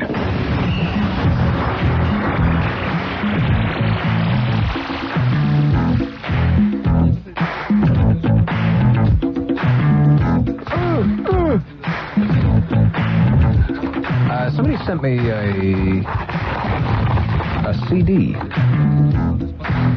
don't know if it's audio or not. It says, check out the Nick Rea TXT file, which sounds computerish. Of course, it's, getting a computer disc is kind of like getting food. You just got to throw it away, right? Because you never know. Exactly. You just never know, so I'm going to have to throw it away. Please don't send me food. You know the woman, you remember those sweets, those kind of green on the outside and they're minty fresh. Oh, yes. And you suck them and suck them and suck them, and then they kind of grow, all sort of, they go into little shards. And then they stick through your tongue and you bleed to death. Oh, no, wait, that's something else. And they kind of break, and it's, they've got a little chocolatey center. It's probably like a chocolate-like product. Yeah. Not the real thing, Couldn't be better. I can't remember what they're called. Green chocolate-filled bonbons, probably. Could be. But if she does send me them, I'll have to throw them straight away, because you can never, like somebody in my position, can never eat food that gets sent to them. Right. Don't even think about it. I would think that your stomach by now would be able to handle anything with the stuff you eat. But neither could I stick a CD in my computer. Because you just don't know. Exactly. Right? So I'm going to stick it in the computer in this building. Because it's all tax deductible. Sure, why not? Sure. So I wonder what that is. Well, I'll find out when I open it. Oh, sorry, okay. And all the little letters sort of just start dropping off the screen. So it's 0500 1053 89. It's a free call. Here is one in Leicestershire. Hello. Hello. Hello. Hello, Nick. Phyllis. Oh, yes, that's Phyllis. I've got three names. I've got Phyllis, Mabel, Regina. How's that? Can I call you Regina? Yes, please. Fabulous. Some people call me Reggie. It's after the old Queen. What am I on about, love? Which old Queen? Regina. Oh, the old Queen? Yes. Oh, right. Okay, with you now. Yes. My father's mate got him to name me that and buy me a little coat when my mother had me. I didn't get the coat, but I got the name. So I don't mind. You're losing me. What did you call it about? Now, listen, what's one to talk about? You're saying you're a bit afraid of going to hospital. Yes. Now, let me put you at ease. Oh, blimey, here we go. I'm 76, and I had a rodent ulcer at the side of my eye. I didn't know what it was for a while. It was just like a little place, and it kept growing and growing. And the doctor says, Mrs. McNeese, if you don't have it done, it'll get bigger and bigger, it'll be worse to do. I was absolutely scared. But my daughter-in-law took me, and honestly, I never felt a thing. It was beautiful. I could have kissed the doctor. It was beautiful? Well, yes, I could have kissed the doctor. I never felt a thing.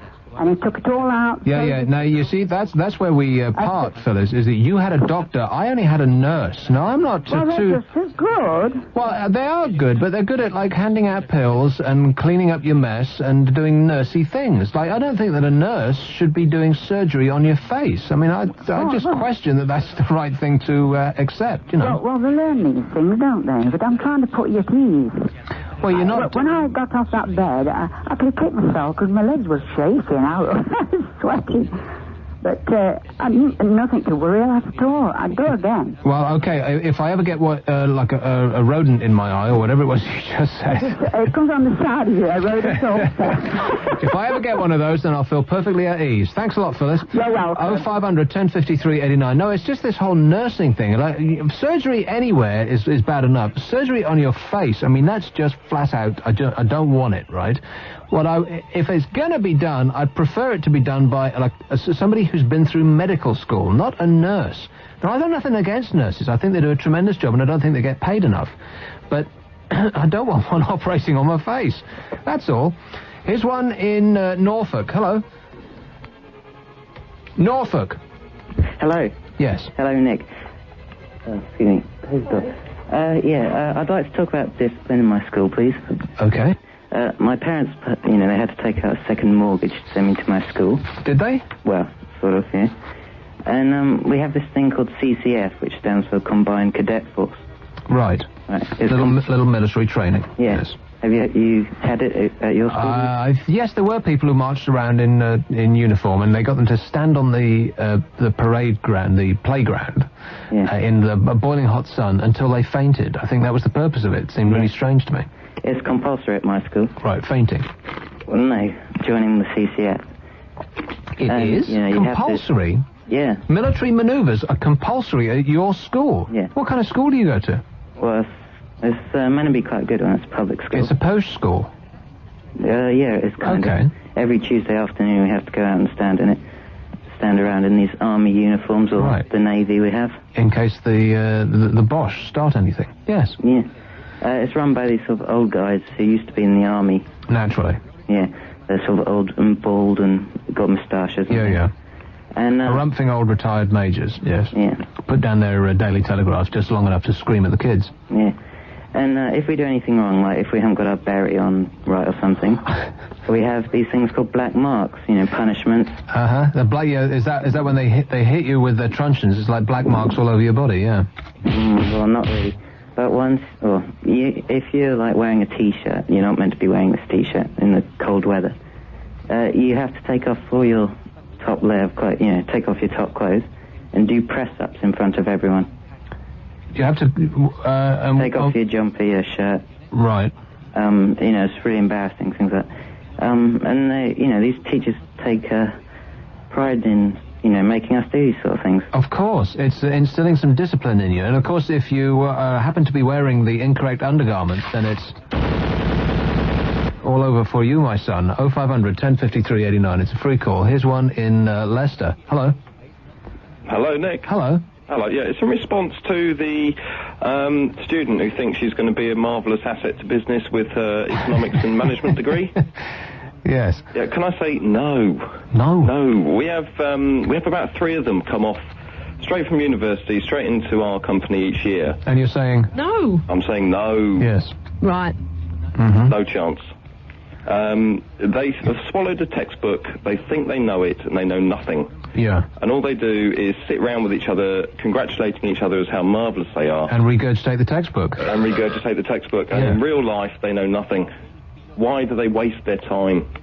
Well, that was my thought, but of course somebody who's taking the course at the time doesn't want to hear that. Well, they're wasting the time. They may as well just start off on the shop floor. If they've got potential, if they've got the intellect to go to university, they may as well start off at the bottom and they'll quickly rise to the top. But at least when they rise to the top, they'll know what the hell they're on about. But you understand the pressure that society puts on people who are intelligent enough to go to university. I mean, it's not just society in general that says, and always has done, despite the fact that all the evidence points to the fact that it's not the case anymore, that you go to university, you get a degree, and you'll be all right, my son. Parents also, especially if they have paid for your education, are damned if you're going to leave with clutching, a bunch of A's, and then you're going to go and sweep the floor of your local factory and try and work up from the bottom. Hell no, they want you to go straight into a white-collar job, and they want to give you this sort of mythical head start. And you're probably quite right when you say that they come in feeling that they know it all into an environment where people don't have the benefit of further education, and yet are already much more qualified to do the job that they're coming in to do. But these poor children, they've been hoodwinked by their parents. You must go to university. You must go and get a degree. And when they finish university and they go into the place of work, everyone's laughing at them. Well, yeah. 4 years. It's 4 years studying to be laughed at. It's not fair on them, is it? You've got to feel sorry for them.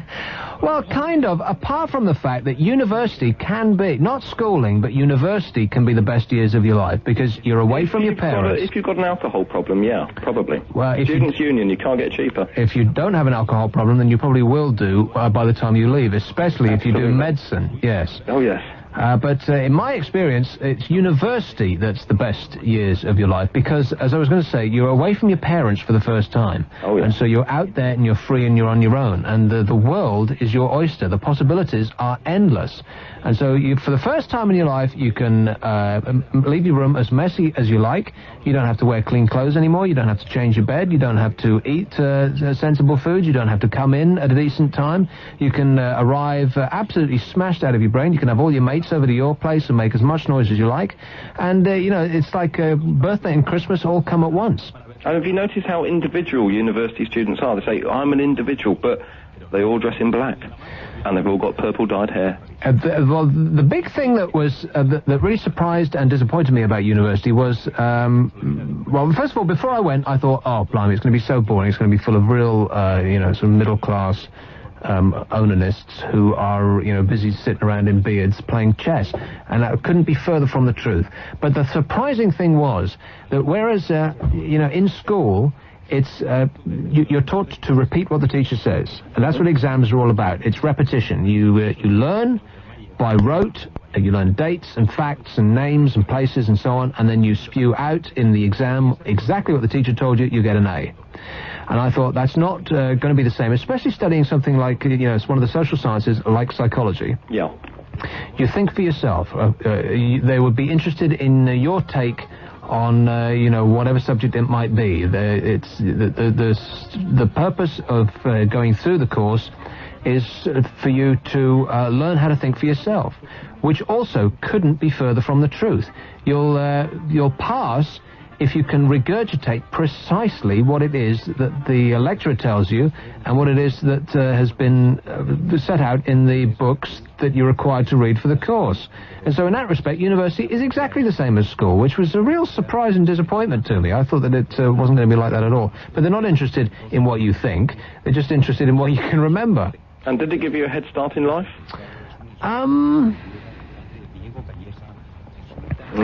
Well... Perhaps, yeah. I would have to say perhaps, because... And if you'd done economics and management?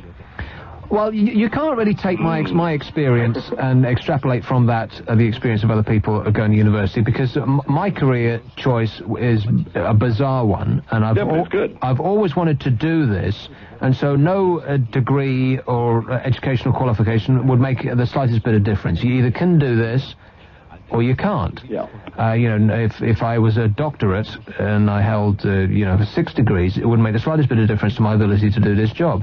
Neither would it make any difference to my ability to get this job. Mm-hmm. I come in with a degree, it's like, who cares? If you've done it before successfully, then you might get a job to do it again on a bigger station. Yeah. And so that's how I came to be here, not through my degree. But I would have to say that it did perhaps help in that, not necessarily in jobs where you come out with a qualification to do something specific, where the people that have been there already, regardless of their educational qualifications, are going to be better at the job than you are. But people do kind of pay attention, because as I was kind of saying yesterday, everybody likes to pigeonhole everybody else. It's not that they like to; they have to. It's part of human survival. And so, if two people are going for the same position, whether it be sweeping the floor or whatever, then you are going to think more highly of somebody who, if two people look exactly the same, they speak the same, and so on and so forth, then you're going to look more favourably upon the person who has demonstrated previously that they're more intelligent. I mean, that's as simple as it gets. In our company, though, I think the directors, I mean, they have a program where they will recruit graduates, thinking that they are going to be tomorrow's leaders.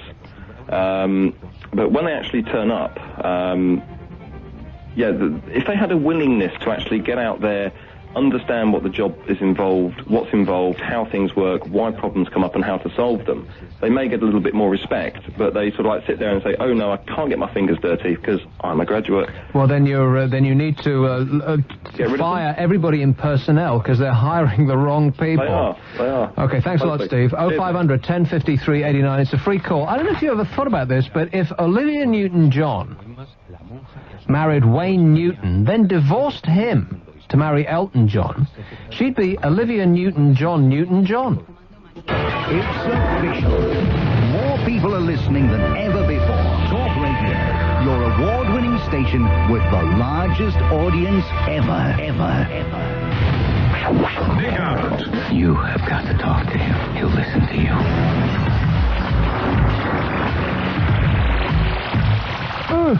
It looks like there's a nurse outside.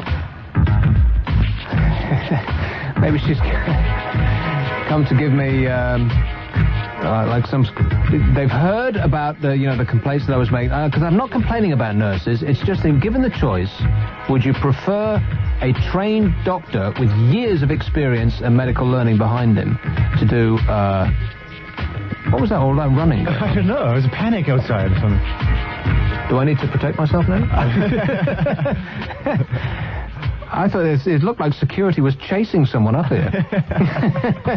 How the hell did they get past our walls of security, I was thinking.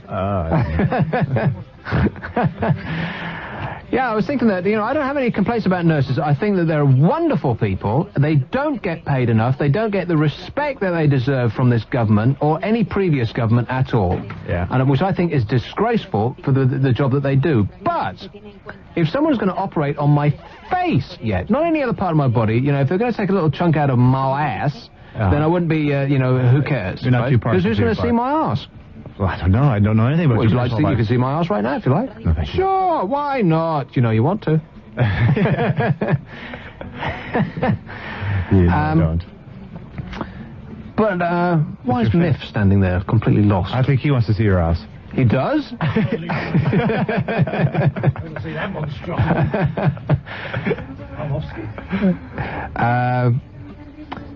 Yes, but if it's, if somebody's going to take a chunk out of my face and then sew it back up again, I'd prefer it wasn't someone who is whose general duties is, temperatures, bedpans and, cleaning and, patting someone on the wrist and saying the doctor's coming. You know what I mean? I'd rather have the doctor be there at the time and doing it. That's just, I don't know if you think that I'm mad in that respect, but if someone's going to take a chunk off my face and sew it back up again, I'd rather it be the doctor. Sure. Now, do you have to go private to get that? I mean, which to me seems incredible. I would say it's probably even worse private. And so we have from one of the local hospitals here, we have a nurse who's come over to biopsy. Well, I think they're going to skip straight by that and they're giving me some kind of punishment. And out of the news, I'll be saying, "Damn it, I didn't have an anal probe." Let's hope not. It's 0500 1053 89. Is that 2 hours we've done already? It does seem incredible. We're back at the news again. And the nice news person can rest assured I will not interfere with her broadcast in any way, shape or form. And I apologize for having done that previously without having discussed it with her beforehand. Yes. You all right with that, Maria? Yeah, but I'll believe it when I hear it. Don't you trust me? I don't know if you've thought about this, and you remember Bea Arthur? She used to be in the Golden Girls. The Golden Girls, she was in that film Fame. Bea Arthur. I always used to think that she was like a sex change, because she always was like a bit too big. Well, a bit too big and deep voice. But if you think about it, if Bea Arthur married Sting, she'd be Bea Sting. Talk Radio. Your views, your calls, your commercial radio station of the year. On 1053 and 1089 AM. The choice is yours. It is? Blow, now he's thrown me into a spin. Now I don't know what to do. Do you think that people like street radio? Muy bien.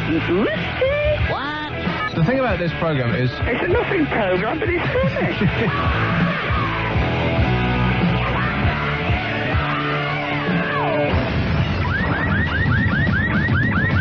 Nick Out. I think you like the next marriage combination. Oh, yes. Yeah, it's one of the best. Oh, You'll good. quite like that. You'll never have thought about it before, but when you think about it, you'll think, oh, yes. Ah, how come I never thunk about that before? And, by the way... Damn it, I didn't have an anal probe.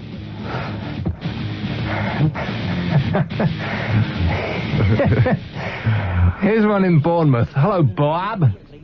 Hello, Nick. Bob. Evening. I'm just talking about, phone up about your skin thing that you're a problem with. I had the same sort of thing, and the only thing that ever really worked for me was homeopathic remedies. Really? What did you get? Sorry? What did you get?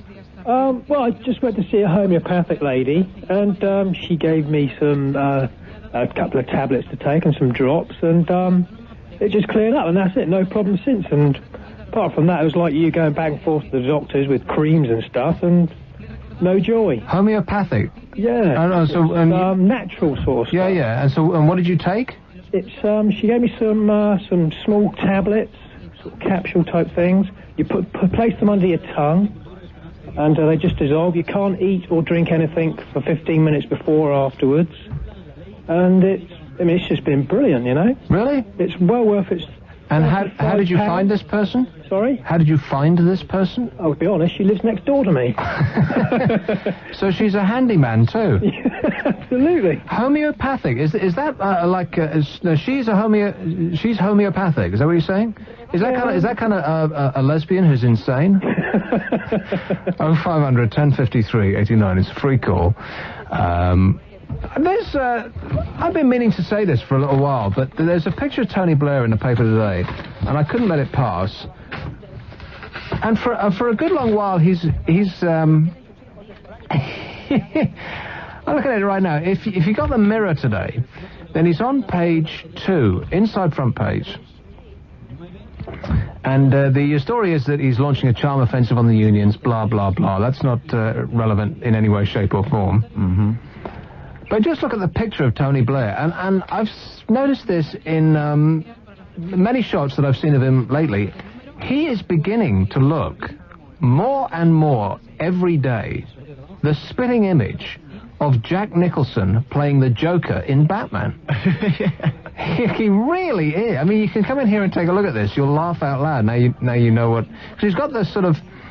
The full lips kind of insanely turned up at the edges, and those mad staring eyes, and the hair is gone. Like, he ain't got no hair at all now. You could build property on those solid foundations. You could. He just looks kind of like he's going to drop gas on Gotham.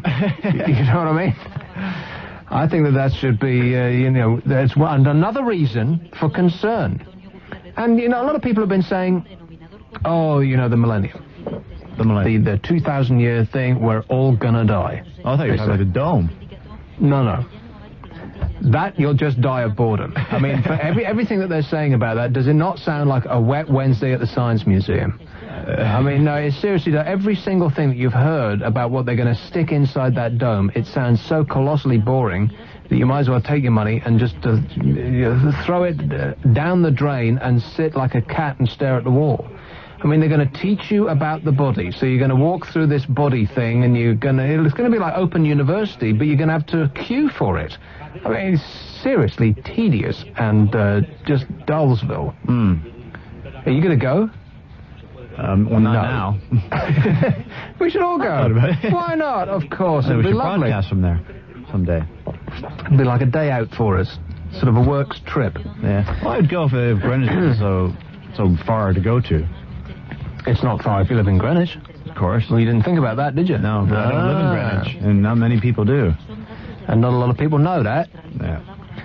So that just really, that struck me. Next time you see a picture of Tony Blair, he is Jack Nicholson playing the Joker in Batman. Scarily enough.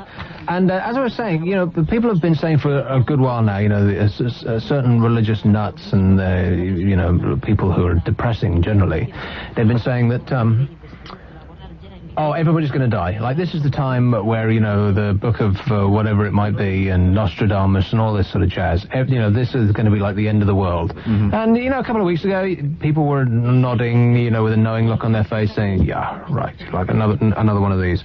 And, but recently you think, well, they might be onto something. You know, things are looking pretty grim right now, aren't they? I mean, more so than I can remember.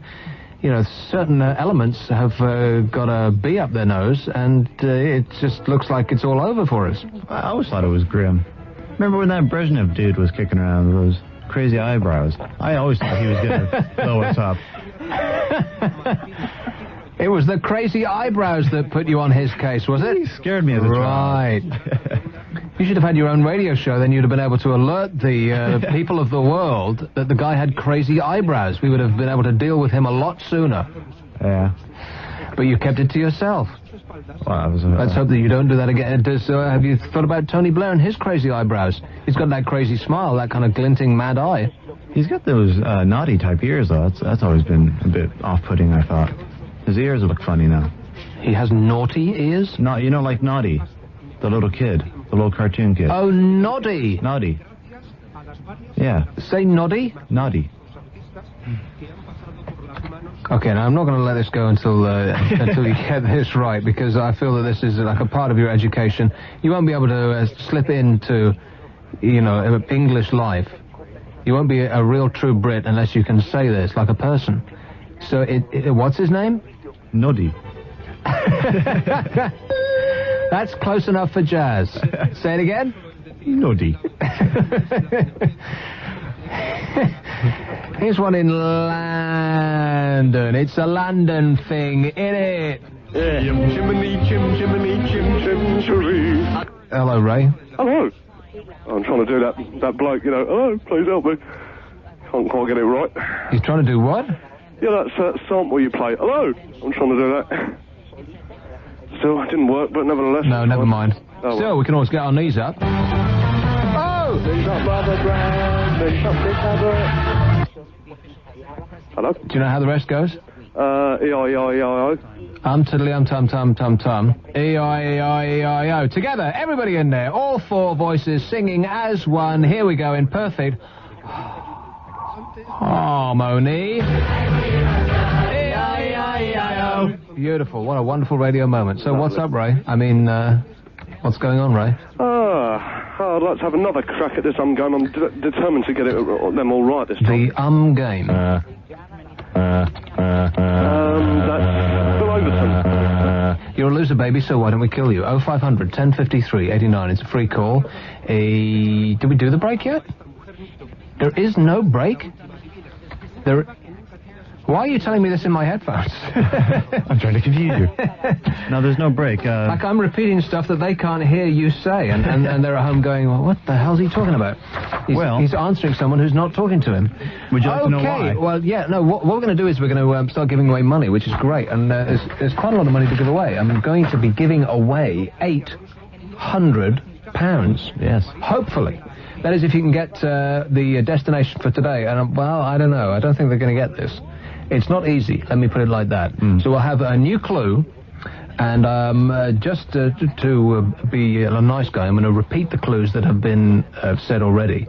that people came on the air, they didn't get it. Yeah. So I'm going to give you a new clue and the 3 previous clues. I still don't think they're going to get it. This is a difficult one. You think so? Yeah. I thought the one that I did yesterday was like, perhaps if I was sitting at home, I wouldn't have got it. Not if I only heard the one clue. If I'd have heard all 3, if I'd have been following the game all day, then perhaps I would have done. But this one, tough. Yeah? Yep, so we'll do that in a minute. That's right, isn't it? In about 5 minutes. Yeah, in about 5 minutes, something like that. 7 minutes. Can we say 7 minutes? 7 minutes would be lovely. Well, we don't have a break now. We don't. Would you like to know why? It's down to the creative department again. Oh. Blimey. Uncreative.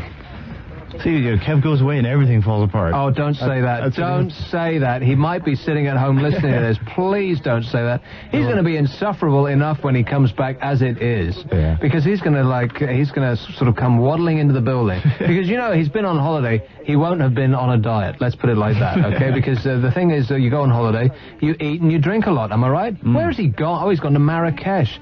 He'll have been eating Turkish delight like it's going out of style. He'll come back covered in sugar. Oh, no.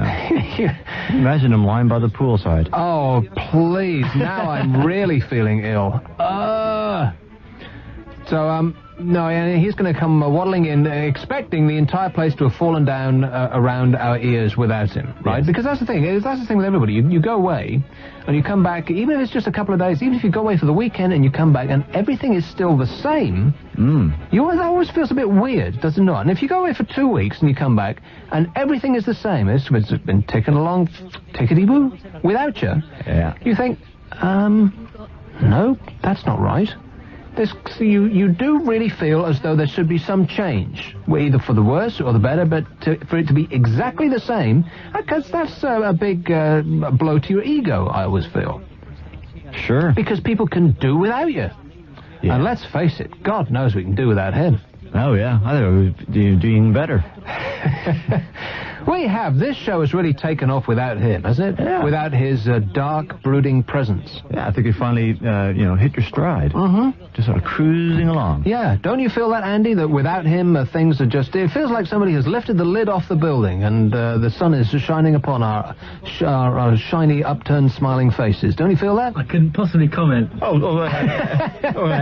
him what you told me the other day, huh? He's how much fun it is now. Furiously. Do you find it much more fun without him? Without that great blubberous ogre? It's two different types of people, isn't it? But Mike is great fun to work with. He is? He is. Well, despite the fact that he screws up everything he touches? Like what? I'm not screwed up tonight yet. I think the only person that we can actually rely upon is the person who doesn't have the faintest idea what's going on here, and that's Lord Russell Doublebarrel, who's only joined us this week, and I think he's thinking of jumping ship already. Well, this is the guy that took 15 minutes to make a cup of coffee. I thought he went to Columbia to pick the beans himself. And then when he came back, it was tea. What the hell's going on there? So, like I said before, we're looking for a new assistant. Or several. Here's one in Edinburgh. Hello. Oh, thanks. How you going, Murray? Oh, I'm doing fine. Edinburgh must be beautiful this time of year. In fact, this is the time of year to be in Edinburgh. I did the Edinburgh Festival Fringe a couple of years ago, and because I went to school in Edinburgh, and the thing about it being... I'm kind of going off on one without you letting you do your thing. So shall I go off on one before or after you do your thing? Well, it's up to you, Nick. You've got the dump one. Okay, well, the thing about being a kid is you're not remotely interested in architecture, scenery, or just beauty in general. Am I right? Yeah. And so you spend your entire life staring at the pavement, feeling sorry for yourself. And that's what I did in Edinburgh. And I went back a few years later, a little while ago, and I was absolutely stunned by how beautiful it is. I mean, it's just... I would say it's the most beautiful city in the country. Not in Scotland, I'm saying in the whole of the United Kingdom. And one of the most beautiful cities in the world. I mean, that kind of Gothic sweep of buildings that goes up to the castle you can see from Princess Street is just stunning. And, all the cobbled streets and the Royal Mile and the whole lot. It's just amazing. The school that I went to is an incredible building. It was built in like 1610, something like that, George Heriot's. It's an astonishingly beautiful city, and I didn't have the faintest idea when I was there. I used to ski up at Hill End. Do you know Hill End? Is it by the bypass, is it? There's a ski slope up there. It's the big ski slope up by Hill End, yeah. And I used to go there a couple of times a week. I used to spend all my spare time skiing, because you can do it all year round. It's one of those plastic ski slopes. Yeah. It's a huge thing that covers, goes all the way up the side of this huge hill. And from the view from the top, it would just flat out take your breath away. You've got the all of Edinburgh you can see, and the Firth of Forth, is that right? That's right. And the river that comes in, and the mountains beyond, and it just stretches into the wilderness, and it just is absolutely postcard stunning. And I didn't notice it at all when I was a teenager skiing up there. It's like I never pulled my eyes up off the floor. I couldn't believe it. Yeah. So, back with you. Yeah, I actually went to college in Edinburgh, but I think Andy's made a mistake, because I'm actually in Aberdeen at the moment. But Edinburgh, Aberdeen, it's all the same. Now, what I called an Abbot was women with facial hair. Now, I was in a supermarket today, and I was asked for some assistance to get some sandwiches. And this young girl, she was about 19 or 20.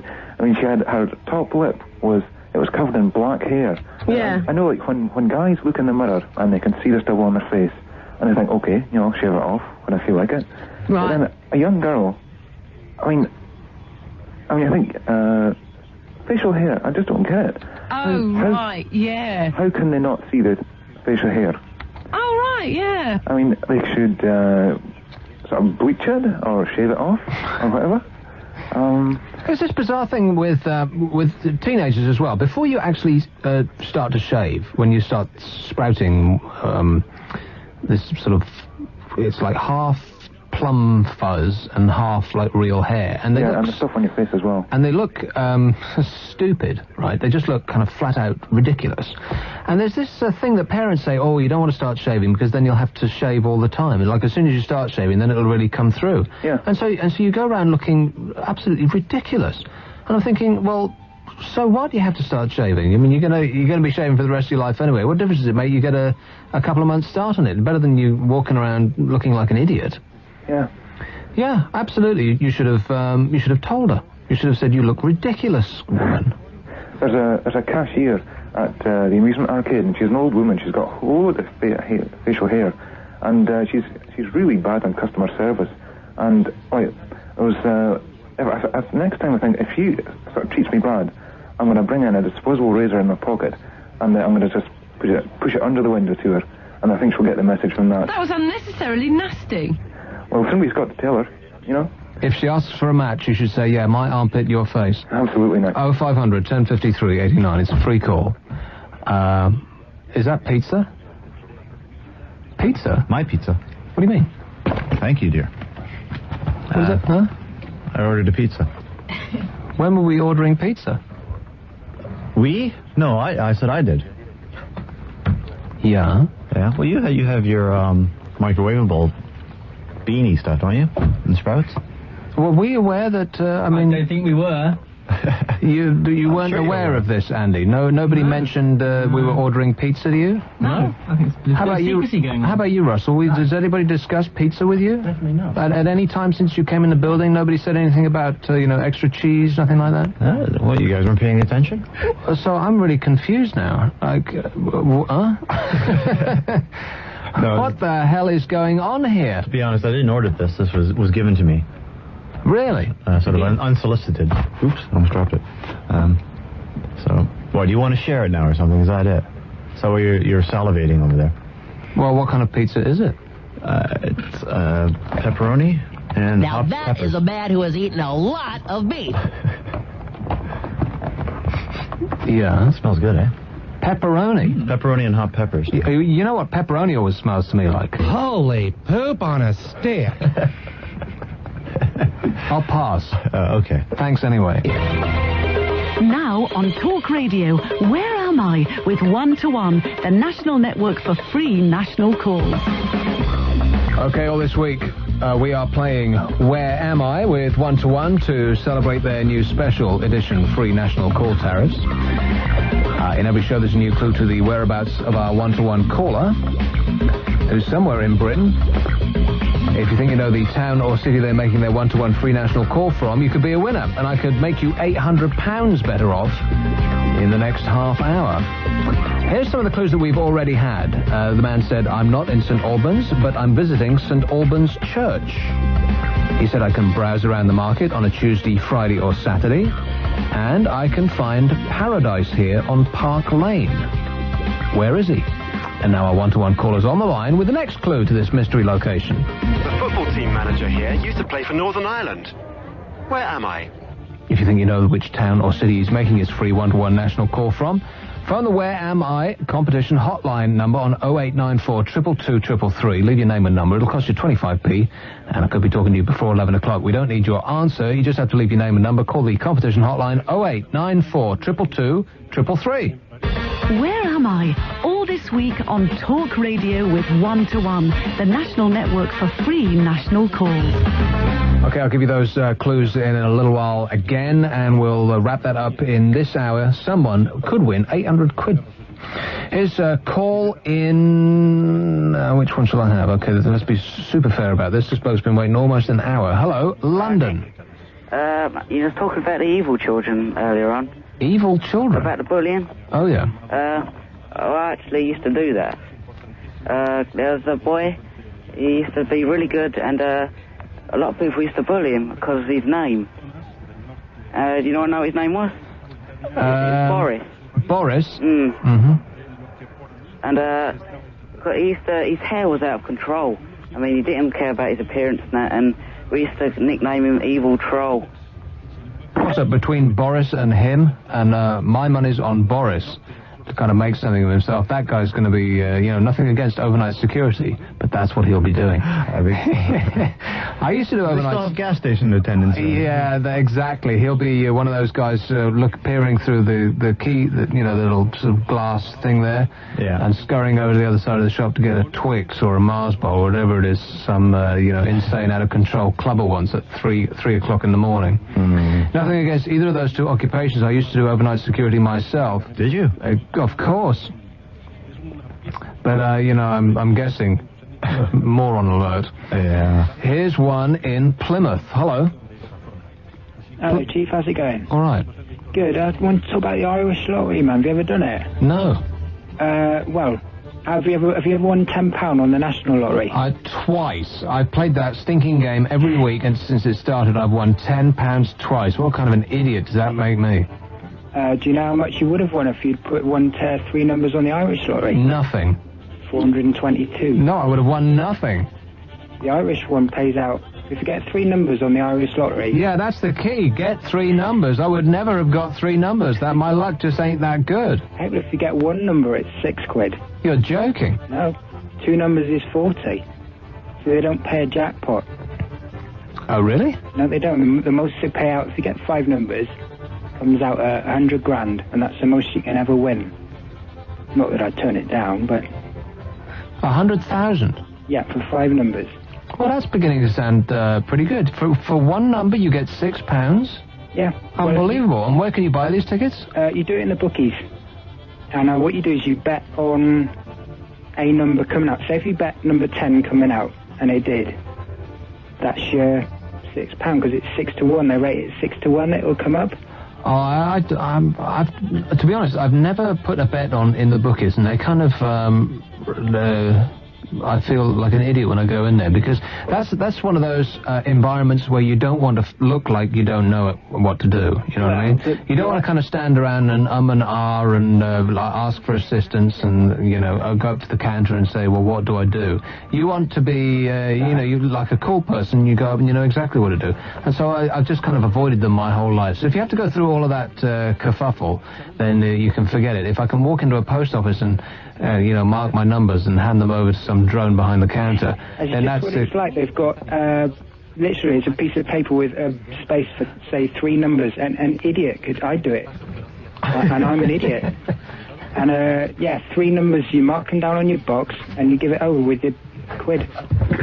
Or you can do, say, you can take two numbers and get 40, maybe, if it comes up. Unbelievable. This is beginning to sound like an advert. Excuse me, I'm just fiddling with the temperature. And they've only got 42 balls. 42 balls? Well, me too. 0500 1053 89. It's a free call. Here is a call in Southall. Hello? Hi, I'm a student nurse. You are? For my sins, yeah. I was quite perturbed just to hear what you said about the nurse's role. Just been sort of cleaning bedpans.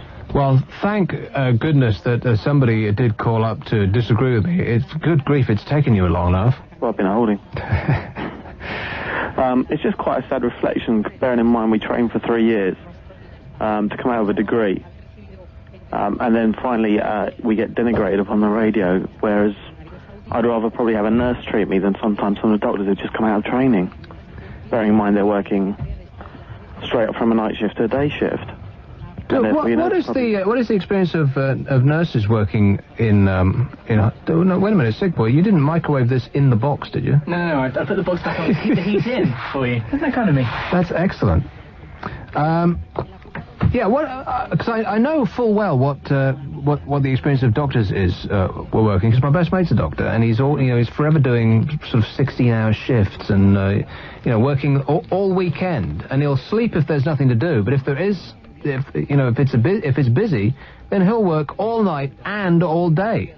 And I'm thinking, well, I don't want anybody treating me who is that tired. You know what I mean?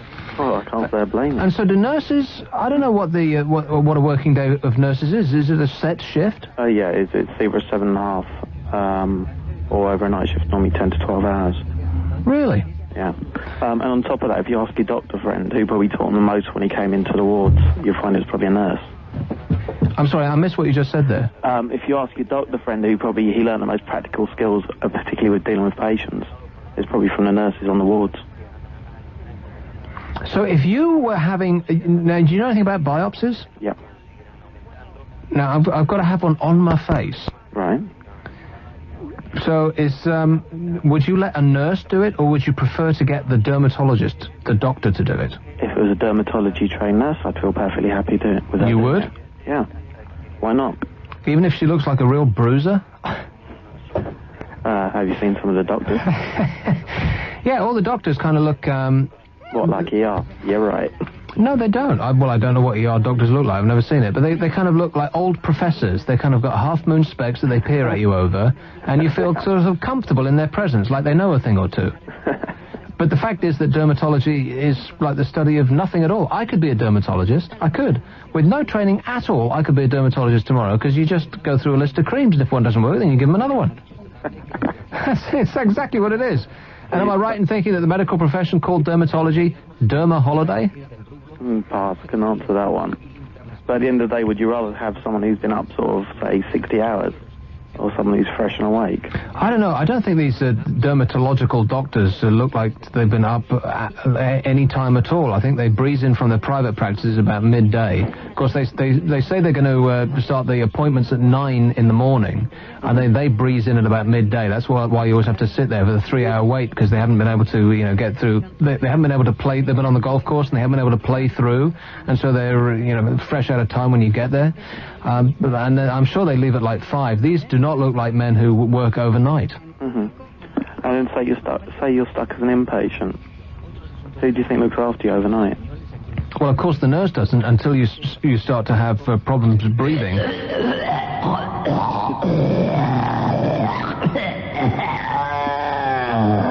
Like that, and then they'll call up the registrar or whatever it is, and he'll say, give them an aspirin or something like that. Hardly. Normally it goes to the house officer who's been on call for those 60 hours.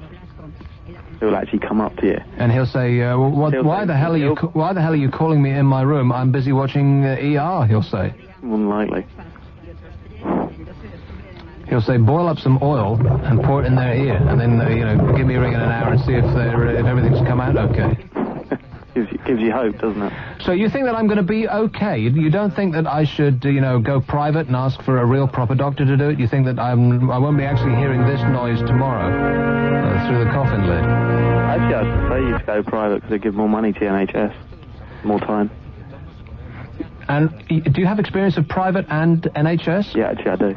I used to work on a private ward. And the difference is? Funding.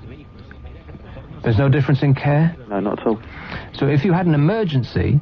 I'd be happier to be in an NHS hospital. Yeah, it's exactly what my doctor friend said. If you had just generally surgery, I'd be happy to be in an NHS hospital. In an NHS hospital? If there's any complications, you've got immediately the emergency teams that you need available. Is the correct answer. If you're in a private hospital, then you don't have the man with the crash cart or whatever the hell it is. You end up being blue lighted out. They'll have to put you in an ambulance and take you to an NHS hospital, and you'll be busy waving your American Express card saying, "But I don't want to go there." And bearing in mind, you've got normally 4 minutes to get someone back if they've had a heart attack.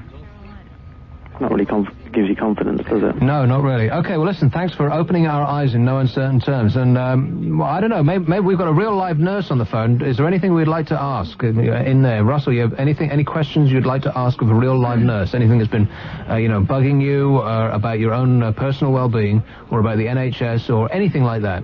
About my broken wrist. You have a broken wrist? I had really? A broken wrist. I wonder how that happened. It's not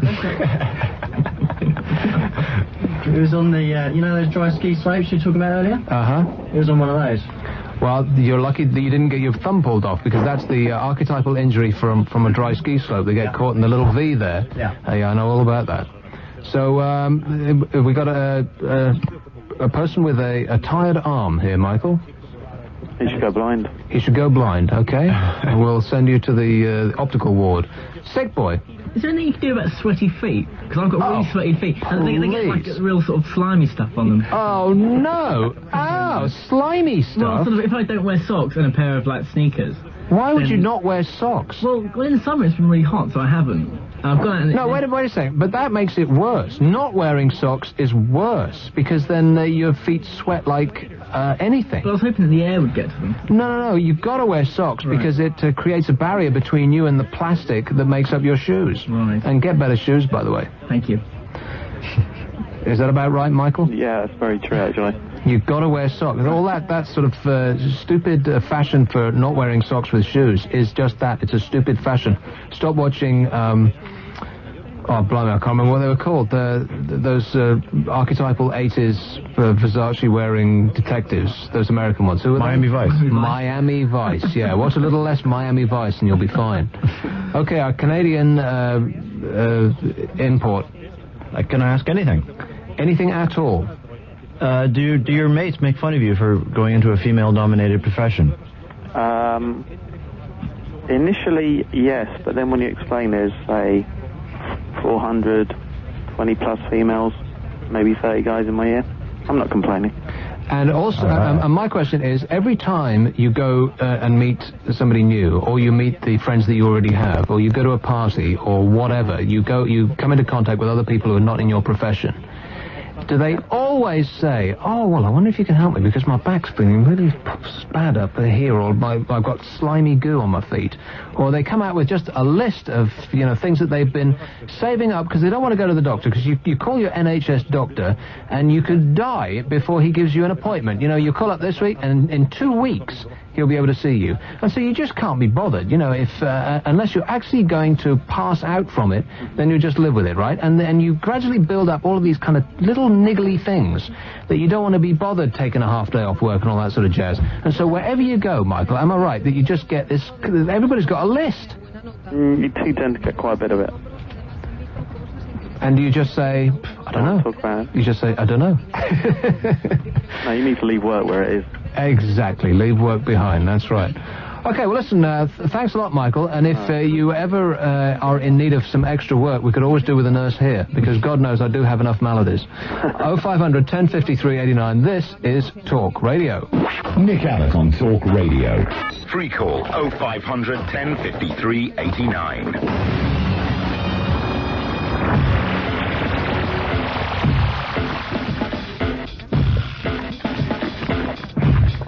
So we are playing Where Am I with 1 to 1, and the clues that we've got for you this hour, £800 resting on this. Let me give you the clues that we've had so far. I'm not in St Albans, but I'm visiting St Albans Church. I can browse around the market on a Tuesday, Friday or Saturday. I can find paradise here on Park Lane. And the clue that I just gave you, the football team manager here used to play for Northern Ireland. Where am I?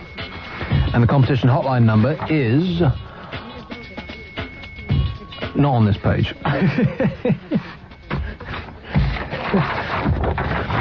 Is 0894 222-333. 0894 222-333. We don't need your answer. We just need your name and your number. We'll call someone back at random.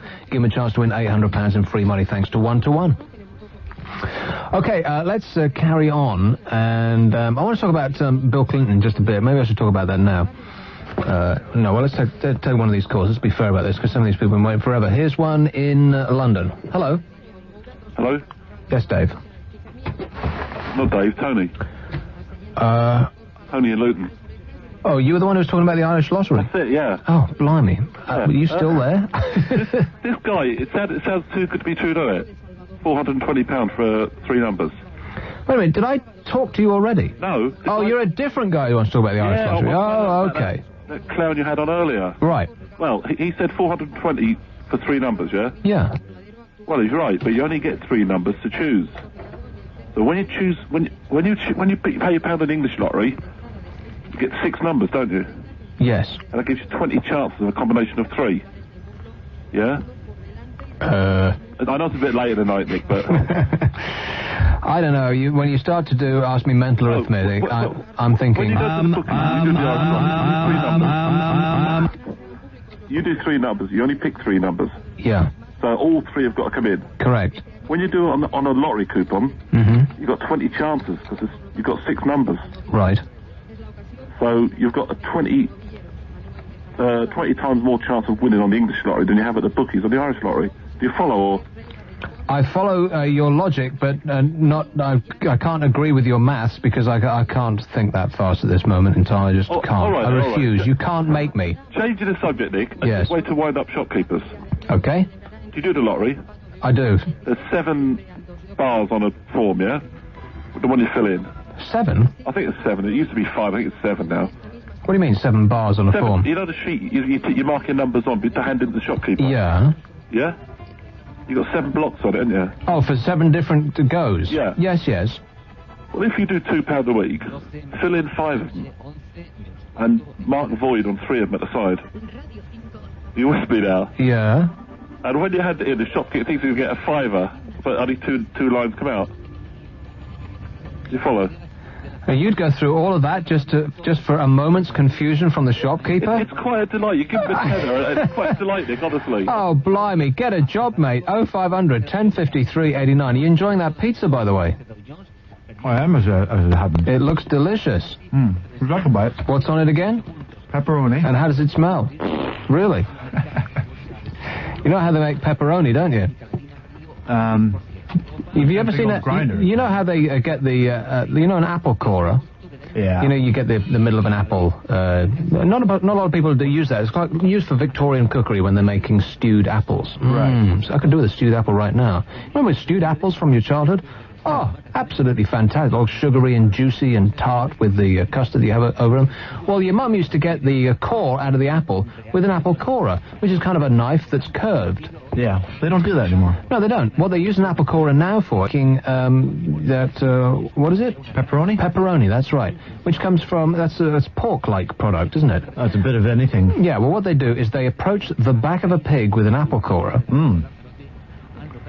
And we'll let you imagine the rest. Here's one in Hereford, funnily enough. Hello? Hello, Margaret. That's cow country, is it not?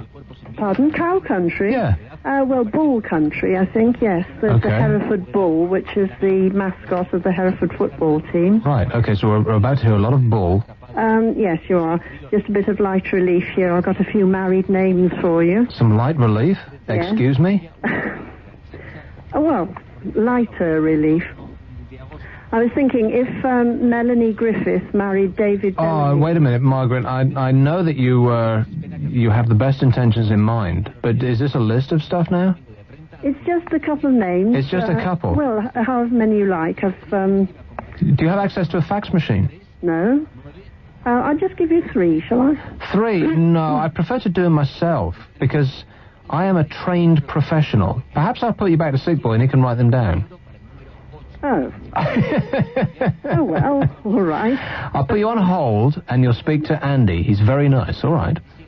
She's very upset about that. Go and do stand-up in the Edinburgh Festival Fringe. They'd love to have you, Margaret. So write them down, okay? And I'll do them myself. Here is one in Romford. Hello, Ross. Hello. How's it going? It's all right, thanks. So what's up? Well, I've got some sound effects for you. The first one's for Elizabeth in Cheddar, really. You ready? Yeah. Okay, now remember which part of the tape that's on, and I want that on one of my sound effects, because I don't believe we have a cow quite as expressive as that in our effects library, do we? That was wonderful. Where did you get that from? These are all off the internet. That was a fruity cow, if ever I did hear one. Yeah, speaking of which, look who's on hold. Okay, and I thought you might like a beer, so here you go.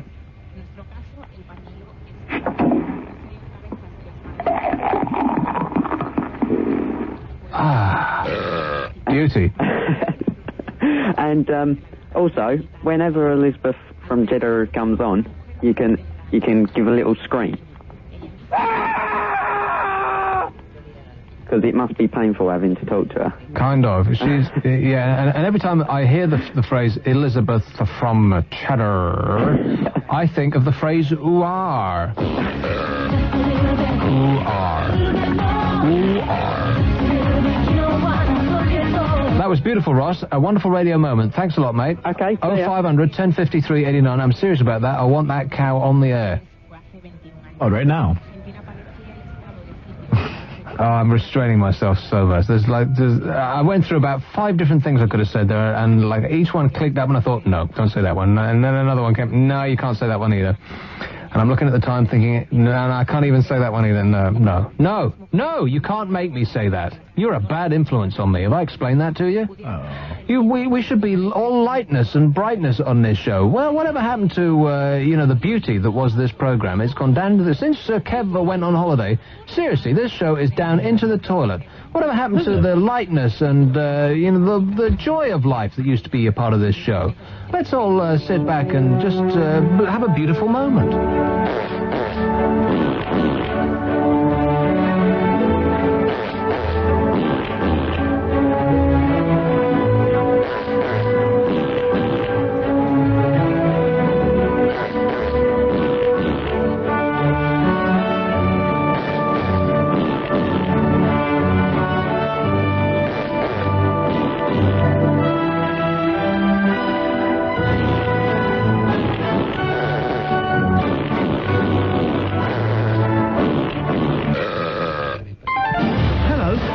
Grant here to remind you that you can call my Talk Radio, Astrology and Astro Tarot lines because they're open 24 hours a day, 7 days a week. To find out about your general love, health, money, career or any other issue affecting your life, call 0930 52 52 41. 0930 52 52 41. And there's my brand new Astro Tarot line. Now this will give you a card reading for the day or will answer any question that you care to pose. 0891 66 48 84. Russell Grant's Talk Radio Astro Tarot line. 0891 66 48 84. That's the Talk Radio, Astrology and Astro Tarot lines. Calls cost 50 pence per minute at all times. There's a good argument for listening. It's daytime no more. The light is fading. Suddenly the darkness has come. It's time to relax.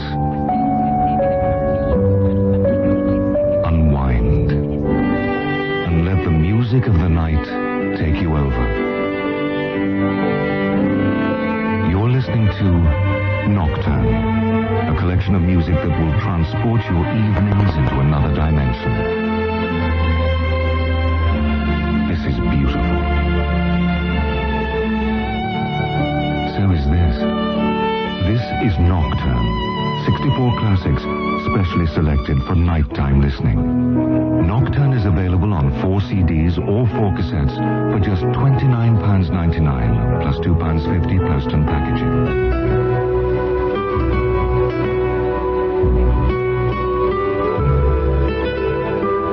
Call 0800 700 600 and in 21 days you'll have over 4 hours of soothing nighttime classics in your collection.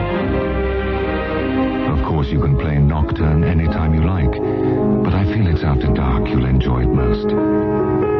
Call 0800 700 600 and ask for Nocturne, magical music for after dark. 0800 700 600. Talk Radio. The success story continues. Now we're bigger and better than ever. Talk Radio, commercial radio station of the year. Now on Talk Radio, Where Am I? With 1-to-1, the national network for free national calls. All this week we're playing Where Am I? With 1-to-1 to celebrate the new special edition free national call tariffs. In every show there is a new clue to the whereabouts of our 1-to-1 caller, who is somewhere in Britain. And if you think you know which town or city they're making the 1-to-1 free national call from, then you can be a winner. I've got somebody ready to play Where Am I? With 1-to-1. That person is a Fran Smith. Hello, Fran Smith. Hi, hello. How are you? All right, thank you. Where are you? I'm in Lancaster. How lovely. Now, I can make you £800 richer. Right. First, let's hear that clue once more from our 1-to-1 caller. The football team manager here used to play for Northern Ireland. Where am I? Where is he, Fran? I think St Anne's near Blackpool. St Anne's near Blackpool. Oh. Oh, never mind.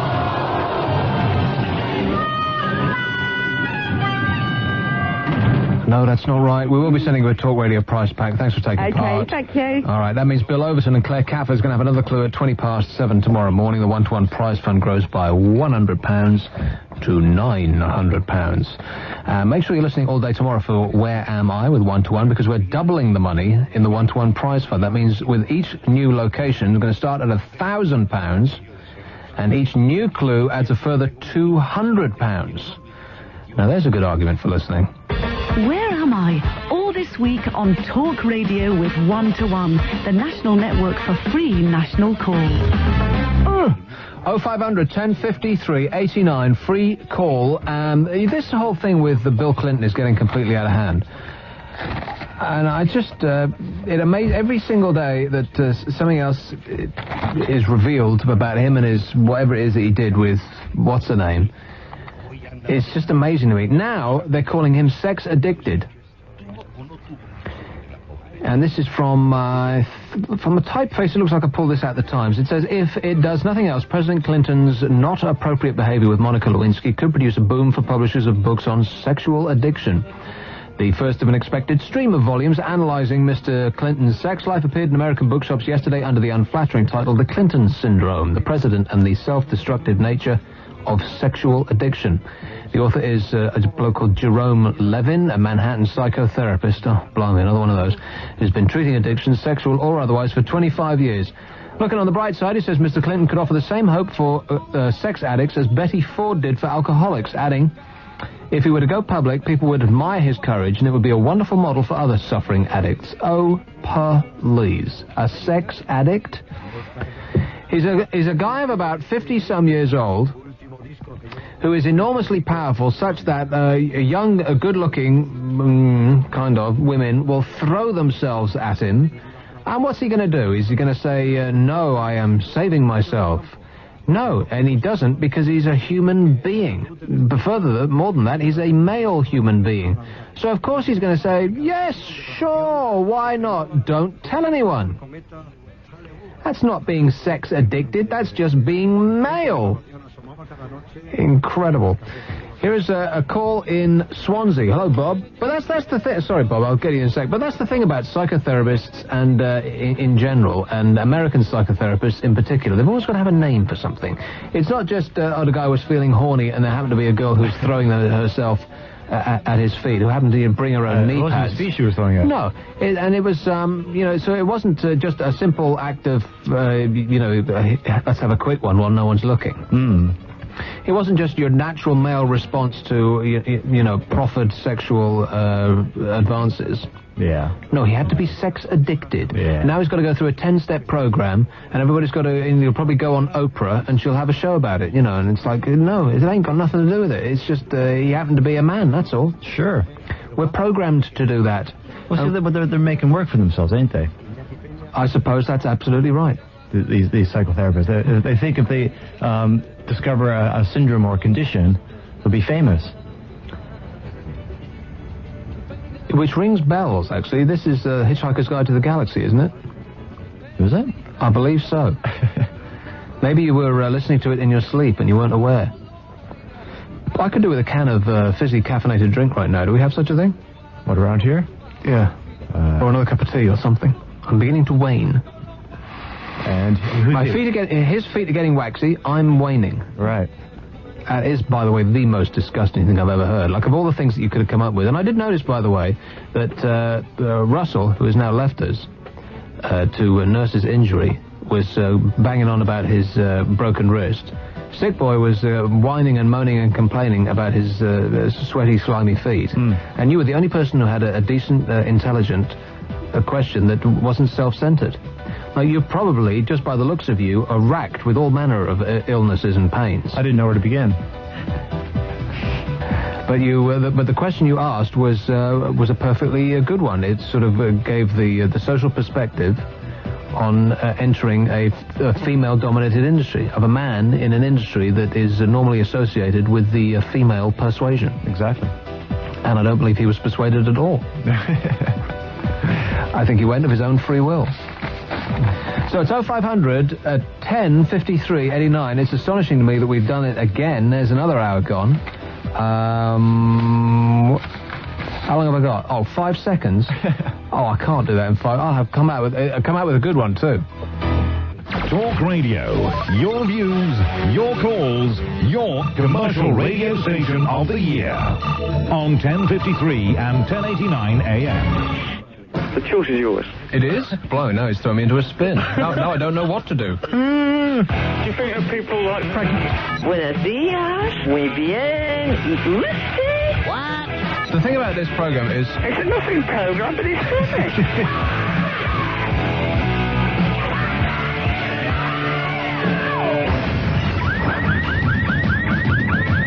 Nick Abbot.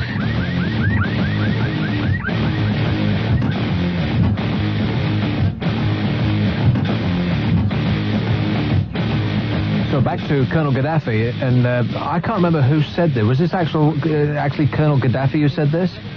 No, he was Colonel Gaddafi's spokesman, something like that. He said... Dialogue and negotiation must be done, and the measures must be very clear. Because he sounded like... I don't know. Is he farting there? I don't know. It sounded like he swallowed the microphone halfway through it. He said... Dialogue and negotiation must... What the hell was that? No, I'm serious. What was that? He said... Dialogue and negotiation must be... There is something deeply wrong with that man. I wish we had the nurse back on the line, because perhaps there could be something done over the phone. Sounds like he'd swallowed the phone. He said... I'm pressing the wrong button. I was about to blame you.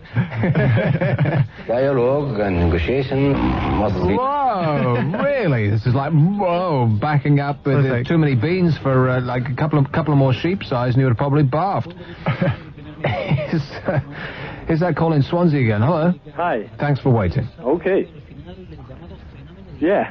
So? Right. No, I was just wondering if you had similar experiences to myself while out and about in the local town. Just browsing around the shops. Yeah. How the sales staff in shops are conditioned and trained, probably by psychoanalysts again, and psycho whatever they may be, to sell you goods, even if you don't want them. Yeah? I had this... well, okay, you tell your story, I'll tell mine. No, it's just a generalization. Oh, okay, well, I'll tell mine then. I never buy anything when I go to town. You know, I just never spend anything when I go to town. Okay, well, they must see you coming from a mile away, Bob, and alert security accordingly. Now, I have a pension, right? I've got 2 pensions. Now I've got 3. And one of my pensions, it was like £40 a month, something like that, like nothing at all.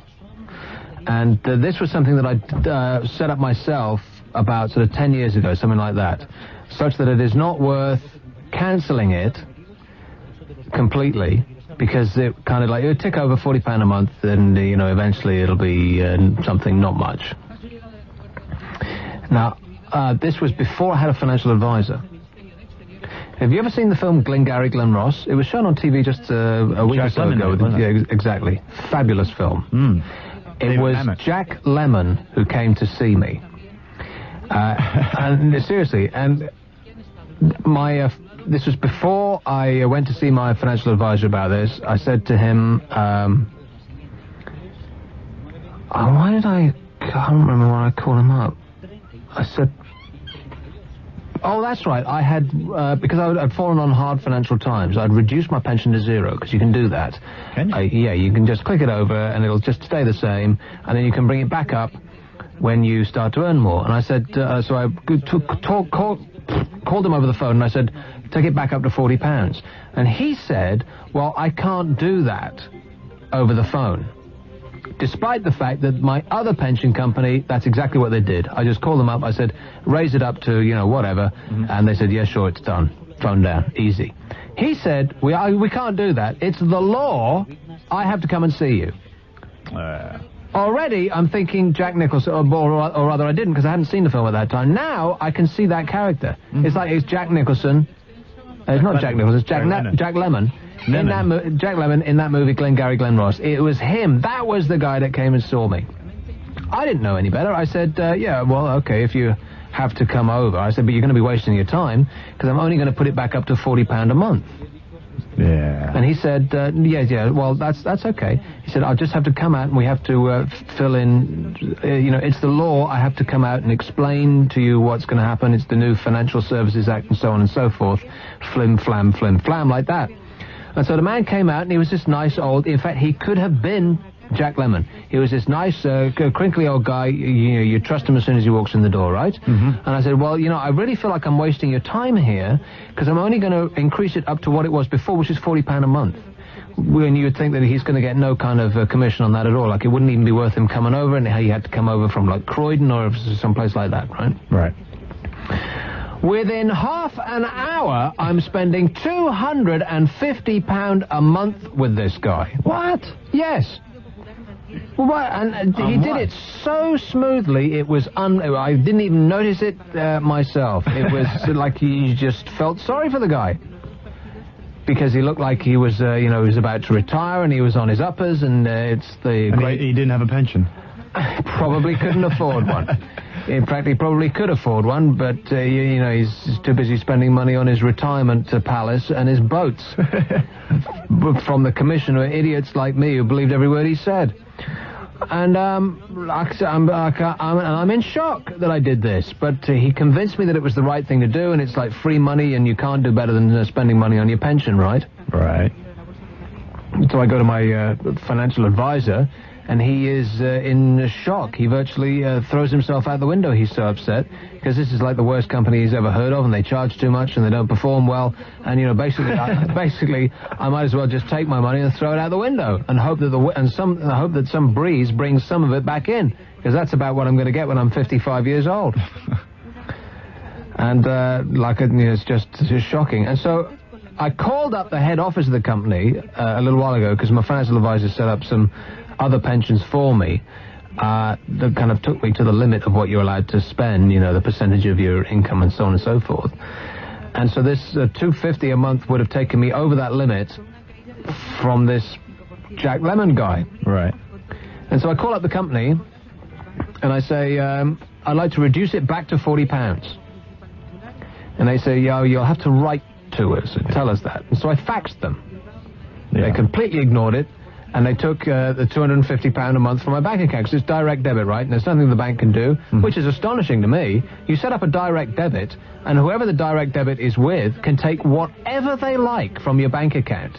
If they just thought it up, I'm going to take £8,000 from your bank account, they could take it, and it would send you into the red, and your bank would charge you the interest on the money because you ain't got it in your account, and so on and so forth. Yeah. If you set up a direct debit, you've got to look at your and this is something I never do. Never look at my statements. I'm convinced my bank has been ripping me off for years, just like they do with everybody. Yeah. Just like they do with everybody, And this was done just lately. Somebody, I think it was a Yorkshire town, some financial analyst was sent in by a TV program to look at the records of about 1,000 people in this town, And virtually 90% of them were being screwed by their banks, just like ripped off chronic. And which is amazing, really, because the banks are what you trust, right? You give them your money, am I right? Oh, yeah. And they are ripping you off.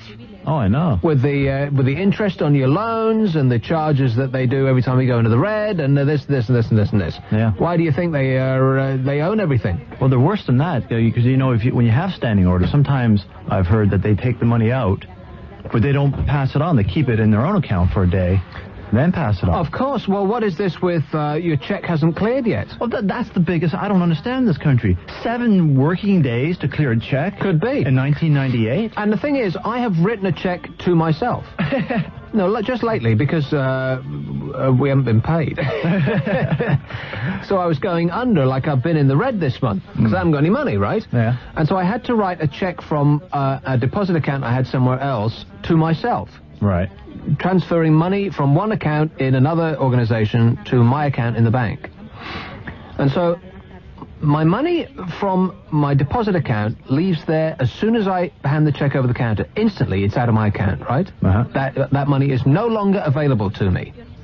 But it doesn't appear in my bank account for like 4 or 5 days. So I'm thinking, where is it? Yeah. Where the hell is that money of mine?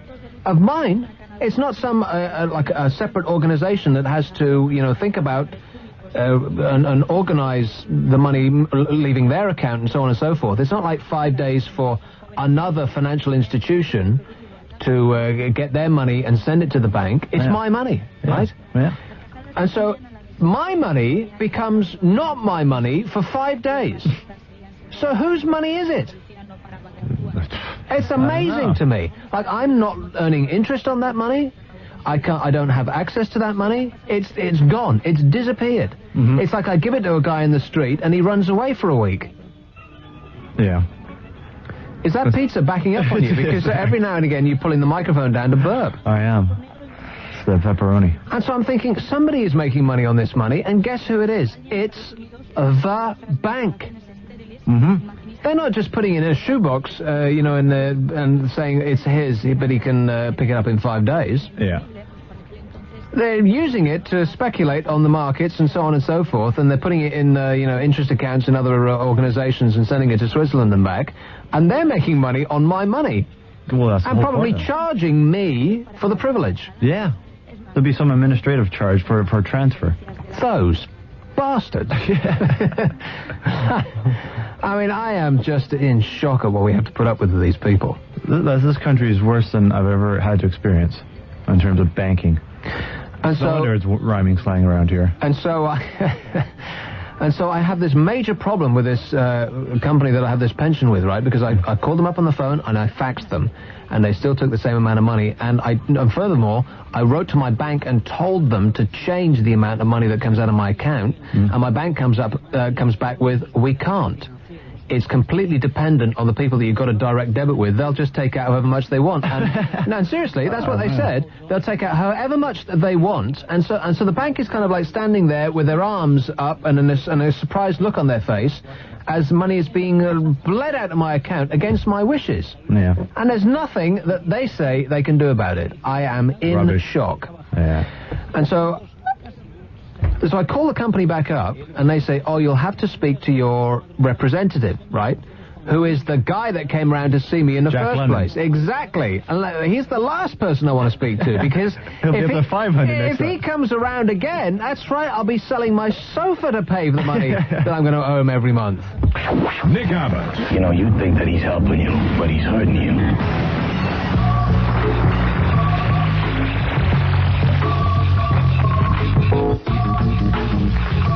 Dialogue and negotiation must be...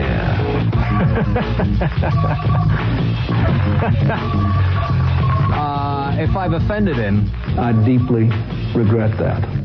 0500 1053 89. It's a freak call.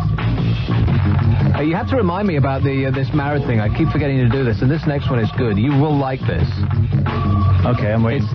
No, I can't do it now. I'll do it into the next break. When's the next break? In about 5 minutes. 5 minutes? Yeah.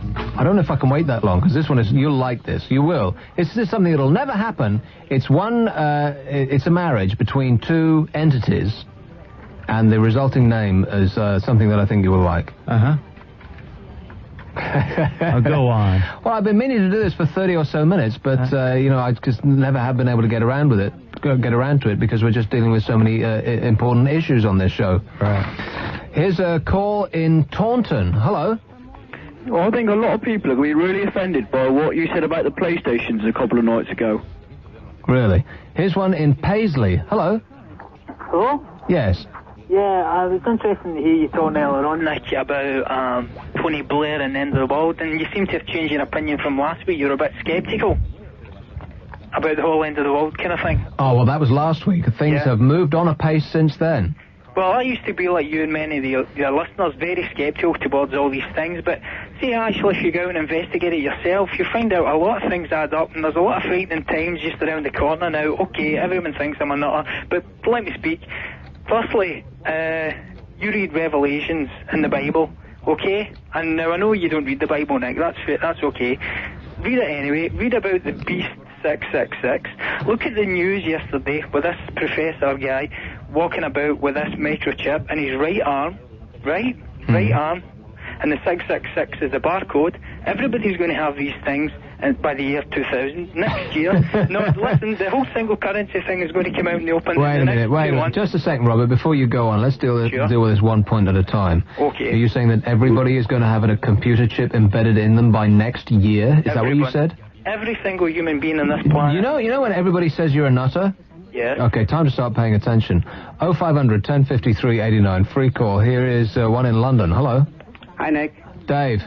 That soundbite where this woman shouts, excuse me, that sounds quite familiar. Is it from a movie? I don't know, that was nothing to do with me. That was something that Uncreative Kev came up with. All right. You'll have to call again when he gets back, if he gets back. Yeah. Being a member of the media, I was wondering, do you get free tickets to previews of films? I used to, but I kind of dropped off everybody's list. How come? I sort of switched jobs and, left places and went back. And since I've been back, I haven't bothered to put myself on everybody's list again, because, let's face it, when am I going to have the time to go and see a film? That's a shame. Would you agree that Ally McBeal is the best show on TV at the moment? No, I think that show is terminal, and you could die watching it. It's so boring. Really? Yes. Do you think it's funny? No. Well, do you think it's at least worth watching for the lead actress? No. All right. Again, I wanted to play the game. The game.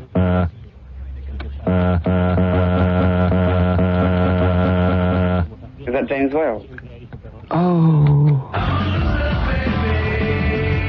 So why don't we lose you? Here is one in Chelmsford. Hello. Hi, Nick. How's it going? I originally wanted to play the game, but just on the point of that last guy, the microchips in people's arms and that. Yeah. Well, that's meant to improve kind of like security and things, isn't it? So only you and you only can get into like a building and stuff. I guess. Yes, well that's like having like a key that no one can touch, isn't it? Yes.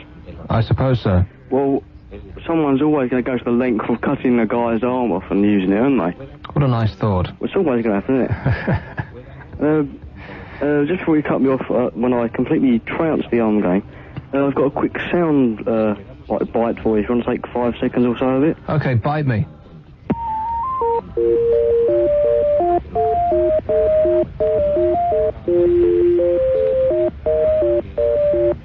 Lovely. That was beautiful. Where'd you get that from? Great. That's my hold button. I can put you on hold, Nick. It's what? It's what? It's my hold button. Oh, right. Really? You have that on your phone? I have. That's fantastic. I have many features on my phone. That's brilliant. Where'd you get that phone? America. Ah, America, the land of the free and the crappy music on hold. Well, I can't, well, it's better than buying some of the stuff you get over here. But that's, do you get a choice of music, or is just that it? Oh, there's a choice of music, but there's so many buttons on this thing. If I push that one, then it could do something else. But if I push this one, it could blow up half of the southern state of California, so I won't mess about with it. Okay, that's a pretty vivid imagination you got going there. Here's the game. Can you play it again? Mark Allen. You are a failure, dude. Live with it. Here is a call in Stoke. Hello. Hi, Nick. You talking about your pension problems a minute ago? Yeah. Basically, if you write a nasty letter to them and say that if they continue to act against your wishes, you'll report them to the banking ombudsman. They'll do exactly whatever you want. Oh, the banking ombudsman, like he's going to put on a cape and come running to my rescue. Yeah, I'm so sure. Almost. They'd almost do that. Mm-hmm. Believe me, the words of banking ombudsman strike fear deep into their hearts. It's you're quite right, actually. It's striking fear into my heart. This sounds like a job for banking ombudsman. Nick Abbott on Talk Radio. Free call 0500 1053 89. Oh, I forgot to do it again. Oh, I've had this waiting. Me too. But I can only do it into a break. It's one of these things where one entity gets married to another and comes out with an hilarious name. And this, I think, by far, of all that I've read, is the most hilarious. It's the best one. Yes. Oh, I don't know if I can wait another... Well, no, me either, but I can't just do it out in the open, because then where do you go from there? Oh, but... I've got to do it I've got to do it into a break. But that's like 14 minutes away or something. It is? I can't wait. Well, I'm holding you personally responsible because you're supposed to be the producer of this show. Produce something. Have we done you, Nick? Nick? Stoke? Oh, he's gone. He's gone. He's history. And how about one in... why are you nodding at me like that, Superboy? Because you've done it. Oh, I've done him, right. Oh, okay. Here's one in London. Hello. Hello, Nick. Before I actually get onto my point, I just remember while I was holding on, this episode of Friends where I think it's Chandler, he tries to cancel his membership to the gym because he's not going there anymore, and it's like a waste of money. And he goes there, and their secret weapon is this lycra-clad woman who they bring out, and obviously their legs tend to gel and all that sort of jazz, and they never leave the gym. Does that make sense? Yes. Have you seen that episode? Yes, I have. Okay, you don't think it's funny? Well, I did think it was funny, but your description wasn't. That's the thing with people who say, hey, did you see this thing last night? And you'll say, no. And oh, well, Chandler did this, and then Joey did that, and in your mind... Yeah, it's hilarious because you can see them do it and they're saying it in their own special way. But when you're saying it out loud and you're listening to it cold, man, it just flat out ain't funny. Yeah, that's probably right. My point was the bane of my life is library charges for overdue CDs, music CDs. CDs? Yeah, you can actually get CDs out. Did you know that? That kicks ass! Yeah, that's really good because they cost like 20p to hire for a week. 20p? Yeah, I know. Really? It's decent, isn't it? And you can actually order them in, so you can have what you want. Does that sound really good? Fantastic. Yeah, but the problem is that they also charge you, like, if you go over that, charge you 10p a day. So basically, if you've got 4 CDs out, over a couple of days, it's like £1.60 already, which is a bit annoying. But the really annoying, stupid thing is that I had a couple of CDs out, and I had them for a week. And 2 days before the date was supposed to run out, when I had to return them, I thought, I like to listen to these CDs a little bit longer. So I'll go and, what's the word? Extend the... What's the word? Yeah, extend your, whatever, yeah. Yeah, anyway. And so they did it. This better be going somewhere, mate. Seriously. Well, anyway, I didn't look at what date they put out when I had to return them. And it turns out when I did return them, that what they had done is that it extended a week from the day they actually brought them in. Not from the... Son of a bitch! Exactly, not from the last day of when I should have had them to, if you see what I mean. So that's like 2 days, I was 2 days into, too late, basically. And also, before you cut me off... Okay, well, no, wait a minute. Making a grand total of... I don't know, it's like 40p, but... 40p? I'm listening to you, seriously, I'm listening to you for, what, 2.5 minutes over, you're whining about 40p? Blimey, that's 2.5 minutes I'll never get back. Here's one in 5. Hello. Hi, Nick. How's it going? Not bad. This may make you very unhappy. When Jack Lemmon came to see you, he must have been dancing down the street. I used to be a Jack Lemmon. In what sense? Well, if you were parting, what did you say, $250 a month? Yeah. Multiply that by at least 18, between 18 and 24, And that's how much he got paid for that job at the end of that month. Really? Yep. Between the first 18 months or 2 years of your payments goes in his pocket. The reason he had to come and see you was if he comes and sees you, he's doing a job of work. He's got to get paid for that. And the first 2 years of your money goes in his pocket. You are joking. I am not. I wish I was. And he didn't explain this to me for what reason? The reason he doesn't explain that to you is because he's not... No, don't quote me on this. He's not independent. Had he been an independent, the law says he's got to tell you, but because he's who he is, he doesn't have to.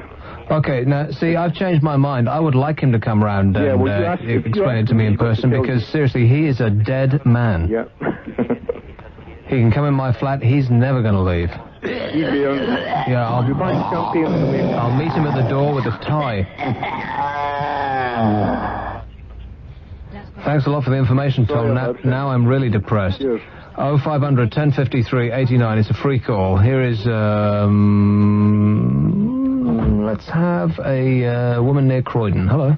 Hello? Hello. Oh, I have a problem. I'm trying to pay my TV licence. Yeah. And they won't let me pay it. What? Well, I've got quite small funds at the moment. I should have paid my TV licence in June. If I had a bank account that I could use, I'd be able to pay by direct debit. Yeah. But unfortunately, I can't use my bank account at the moment. So I rang up a free phone number that I heard on the radio today, and I said, could I please pay you, say, I don't know, whatever it is up to now that I should have paid from June, and then just send a cheque to you from my building society. They won't accept that. They said that I have to pay the full amount, which I can't pay. And I have got the cash. I want to pay a monthly, but I just want to send them a separate cheque, and they won't allow me. Can't you buy stamps or something? Apparently, you can only buy stamps for the following year. Right. You can't just go and buy stamps, otherwise I would have done that. So what am I supposed to do? I want to pay my TV licence. You're not letting me. I've got the money to pay like a direct debit, but I don't have this bank account. And they said you have to put your TV away. Otherwise, if the people come round, I could be fined. Sent to prison. Yeah. Up to £1,000. And I cannot pay the £96, whatever it is, because I just don't have that at the moment. Well, we should have a whip round. Mike's got £96 he could let you have. Well, that would be very nice. But I'm just wondering if anybody else has experienced this problem. This is insane. I mean, seriously, Julie, is there one stinking programme you watch on the BBC? One stinking programme? Yeah. Is there anything you watch on the BBC at all? Oh, well, there are quite a lot of stinking programmes. Quite a lot? Okay, well, then you should have thought about that before you frittered all your money away on gambling and drink. I wish, if only. Oh, well, there you are. I just thought you'd be interested to hear that. Well, that's a dreadful story, Julie, and I hope it all works out well. Perhaps you can, the thing about finances that I've learned is that if you kind of ignore it and hope it goes away, it'll get worse. I know. And the organisations that you owe money to will get annoyed with you, and they'll start breathing down your neck and sending around the heavies to take away your sofa. I know, but I want to pay this TV licence. So perhaps, I guess the BBC is too large an organisation and they're just flat out not interested to call them up direct, because that is usually the best way. If you owe an organisation money, you call them up direct. Yeah. And you organise to pay them, over a long period of time, a little bit here, a little bit there. Yeah. And they're usually, in my experience, quite happy with that. It's when you ignore them and you just kind of, because me with figures and bills and, all of that sort of paperwork stuff, I have mounds of paperwork in my flat that probably dates back to the Stone Age. Yes, it gets higher and higher. Yeah, I never want to deal with it at all. I just kind of put it away and I forget about it, and with credit card payments, and then they'll write to me and say, well, you just missed your credit card payment, so we're going to charge you £30 for having missed that, and furthermore, here's a black mark against your name. I know. And, somebody's going to come knocking at your door at 3 o'clock in the morning and take your stereo away. Well, the frustrating thing is that this was their helpline number that was advertised on the radio. It was an 0800 number. Yeah. It was free call, and they said, if you have any problems paying your TV licence, ring us up, and I would be able to pay it. I just want to pay up until now, and so you're saying monthly. Right, and so you're saying that the helpline number was no help? No, they weren't help. Great. They said, I'm sorry, we can only accept a direct debit from a bank account. If you haven't got one, they said, can you find someone who will let you use their bank account? Well, I think that's a real cheat. So do I. You should write into Watchdog. Yeah, I should. And get that winking woman to take up your case for you. All right, thanks a lot, Julie. Thank you. Let's see her boss, the BBC, around. She does a good job with, British Telecom. Let's see her go and stick it to John Burt. Here's one in... Oh, we're taking a break now or what? No, not yet. Here's one in Worthing. Hello. I was quite near Worthing at the weekend. What a lovely place that is. It's the bath chair capital of the world. It's where people go to die. Hello, Nick. Robert. Yeah, I was recently down in Torquay on holiday and went to see Cannon and Ball at the Princess Theatre. Why? Well, just the wife, she tends to like that sort of thing. Okay, well, at least it was Cannon and Ball. It could have been Hale and Pace. That would have been a fate worse than death. We got front seats, just near the front, and so we could see quite a fair bit of the stage. And all of a sudden, this massive man came in. I think he must have been a policeman. He was about 6'5". And his wife must have been the equivalent of 6'2", so we couldn't see past them. And so I went to complain to the management after the show and said, we've paid £12 in to watch this show, and we haven't been able to see the artist perform properly. He says to me, could you hear them? I said yes. He said, did you laugh? I said yes. I said, what's your problem? I said, well, I couldn't see the visual effects. He said, if you went to the Grand National and there was 10 horses in the race, he said, and 2 were withdrawn, would you ask for your money back if you didn't see all 10 horses? I says to him, but I'm not at the Grand National. I've come to see Cannon and Ball. And then he says to me, I've had these type of complaints before. I said, well, look, if you've got somebody 6'5" in front of you, and I'm 5'6", you know what I mean? I said, what do you expect me to do? Well, he said, well, why don't you come back next year? He says, we've got a good show on next year. And I said, who's that? He said, the Crankies. You know what I mean? No, I'd rather go to the dentist. Seriously. I'd rather have root canal work. Yeah, but you understand what I'm getting at. Yeah. Well, kind of, but it's like a lottery. I think that there should be a law in this stinking country that everybody over 6 foot should not be allowed out. Seriously, they should be only be able to entertain themselves in the comfort of their own house. It should be, that should actually be the law. Or, save that, which might be a little bit extreme, that you should measure people by their height and seat them accordingly. All the tall people at the back. I mean, that's the way it used to be at school. If you get your picture taken, it's the tall people at the back, naturally. It's people like Mike in there, who's like 7 foot tall, that obscures my view every time I go out. Do I? I'm not that tall. You're too tall. That's the point. How tall are you? 6'2" or something ridiculous like that? Oh, no, I'm 5'11". You're not 5'11". 5'11" would be borderline acceptable. 6'2", you see, that's just not... you should go live in Holland or somewhere. Why? Because that's where all the tall people come from. Seriously, we don't want you here. Oh, gee, thanks for the welcome. This country's too short. There should be a law to make people grow or something. Okay, you keep talking. You're not leaving the building alive. Here's one in Aberdeen. Hello. Good evening, Nick. How are you? Not bad, thank you. About these wonderful institutions we call banks. Bastards. Exactly. Now, I'm not allowed to name names, but a certain bank decided they wanted to charge me £40 for an administration fee. A letter they sent me, yeah? Wait a minute. They were going to charge you £40 for a letter? For a letter. An admin fee saying that I'd gone overdrawn through a dodgy cheque. Yeah? So, right. I wrote back to them and very short, snappy letter saying that if they could charge £40 for what I had included in my letter, then maybe they should change the suppliers of their stationers.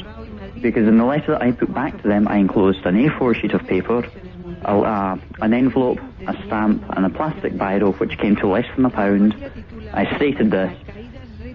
Sent it off to them, and within a week I had a reply saying, we do apologise, you shall not be charged. We shall stand shoulder to shoulder as brothers and beat this foe. Yes. Excellent, Paul. So if anyone's got problems, have a bit of brass neck, be bold, and they normally back down. Excellent. Yep. Thanks a lot, mate. No problem. 0500 1053 89. It's a free call, and Ian will be in momentarily. Nick Abbott. He's a stand-up guy. He really cares about you, too.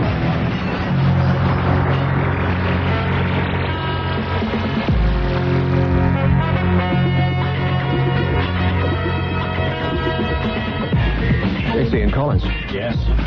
Without any noise in his ears. Who the heck puts these studios together? I was whining about this the other day. I know we do share a common hatred of the engineering department here. No, I don't hate them. You should hate them, Nick. You should loathe them. You should want to set fire to them at any opportunity. No, I don't hate them. It's just that I wish we were all kind of rowing in the same direction, you know what I mean? That is the problem. That is the big problem. You see, it's like, folk who design studios don't ask people who work in them where things should be. But the engineering department didn't design the studio, did they? Well, they would have to... Well, these computer screens, I mean, here's a perfect, tangible example for folk across the country. They give us a couple of new screens in here to do various things with. Originally, these were 3 feet higher than they are now. Consequently meaning you cannot see anybody else, so you can't take direction for it. So I had to personally get a screwdriver and take the bases off You did? That was you? That was me. Thank you very much. Congratulations. Thank you very much. You're a hero. And so now we can see people. I know, that was one... Why is there what's that mean? I guess there's an alarm going on. Perhaps there's a gas leak or something. The engineers heard you talking about and we're all going to die a horrible death. And people there through the glass outside are kind of wandering around like, well, we don't know what's going on. There is an alarm in the building. That'll be about right, Well, maybe we don't have to do the show. Well, I've only got 20 minutes of the show left. There couldn't have been an alarm 3 hours ago. Oh, well, the trouble is, it only flashes in here, but in that corridor, it's pandemonium. No, it ain't. People are wandering around like nothing's happening at all. No, that's Talk Radio Pandemonium, Oh, Nick. right. That's as good as it gets. No, can somebody That's the fire drill you just saw out there. I do like this radio station, but I'm not prepared to die for it. Can somebody go and check what the hell is going on? Meanwhile, there you go. There's the bell right there, yeah. Through our soundproof booth doors. No, I think he opens the door, you can hear the bell. He closes the door, you can't. But that's kind of aggravating because now it feels like I'm doing a show in a disco because we've got this flashing light in here. It's a TARDIS. Yeah. But we're going to transpose to something else. So assuming we don't have to leap out of the window in order to save ourselves, what is coming up? Quite a lot. Big golden issue coming up at 1 o'clock. Some American research has thrown up something rather bizarre, and it's fallen to us. The kind of thing, how some media won't touch certain stories because it's either not politically correct to do so, or they think it's going to upset somebody, or it will disturb government, so they're all scared that they're not going to get interviews with ministers, so they won't talk about it. But we, of course, do, and because we have the balls of a large man, and in that case, we're going to discuss it just after 1. But I can't tell you what. That'd be really silly if I did that. Folk who aren't interested wouldn't I will listen admit that I went straight to sleep when I went home last night. Did you? What was your issue last night? You went straight to sleep. I don't believe that for 1 second. I did. I went home straight to sleep. No, you didn't. You're a presenter on the radio. Nobody goes home and goes straight to sleep. You have to wind down. Do you? You have to watch things and drink and... No, straight to sleep. But you should be conventional, Nick. It's really good. You have to wind down? You have to wind down. From sitting and talking to people? You're joking. No, you do. It's a big wind down.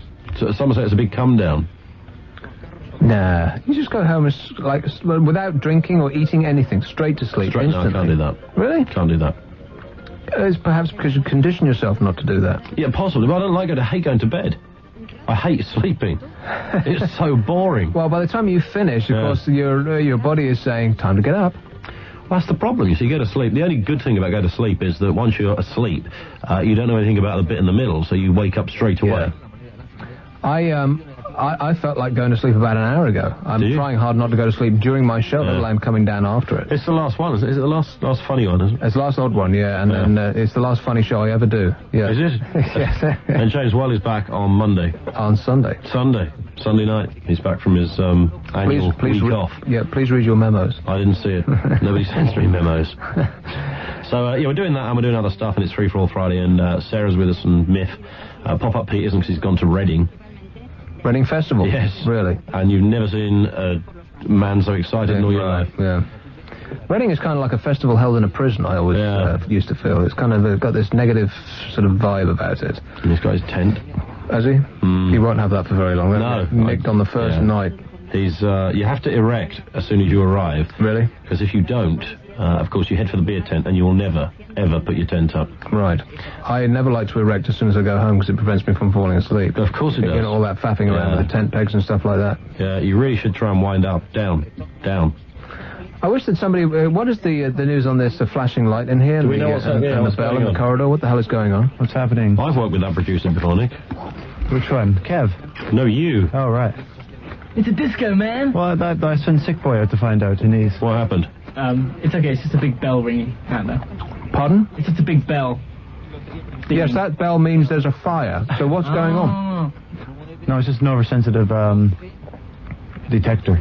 Well, would it be possible to stop the flashing light in my eyes? Seriously, I mean, if there's nothing wrong with the building, if we don't have a gas leak, I'm sure and we're not on fire, can we switch this damned alarm off? Would that be possible? Is it annoying you, Nick? Kind of, yeah.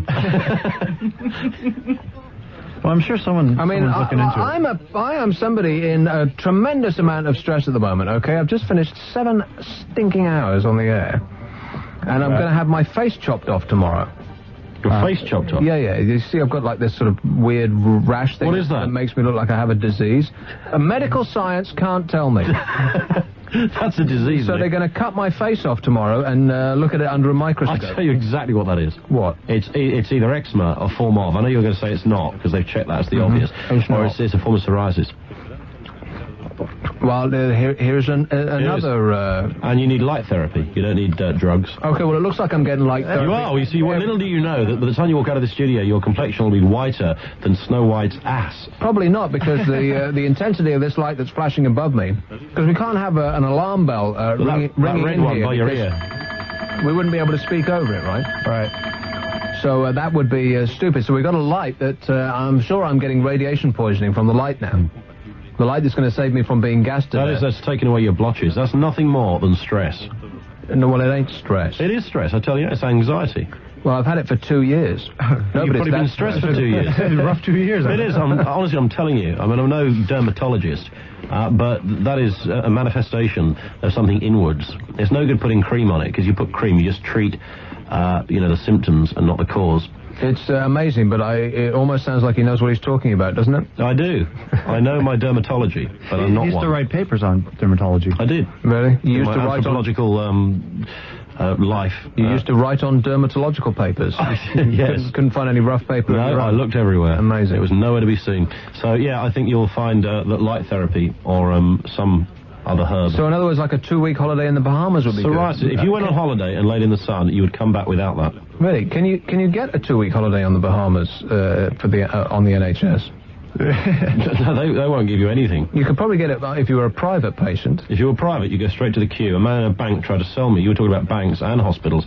I'll tie it in together. The bank tried to sell me private healthcare the other day. This man is a genius. Everything that we've been talking about, he's experienced just the other day. Do you know, I went in. This was literally a week ago, and I went into the teller, and she said, just while I'm doing this, she said, can you have a look at that list? Tell me on that list what is important to you. And the list said, when you go into hospital, what is important? Good doctors, good nurses, privacy, emergency treatment. It listed like 10 things. And I said, I don't know. She said, well, just tell me which 1 or 2 is important. So I said, well, probably 1 and 4. She said, hang on there a sec. And some bozo comes around the corner with a whole wad of leaflets in his hand. I said, could you come this way, please? And I was carted off.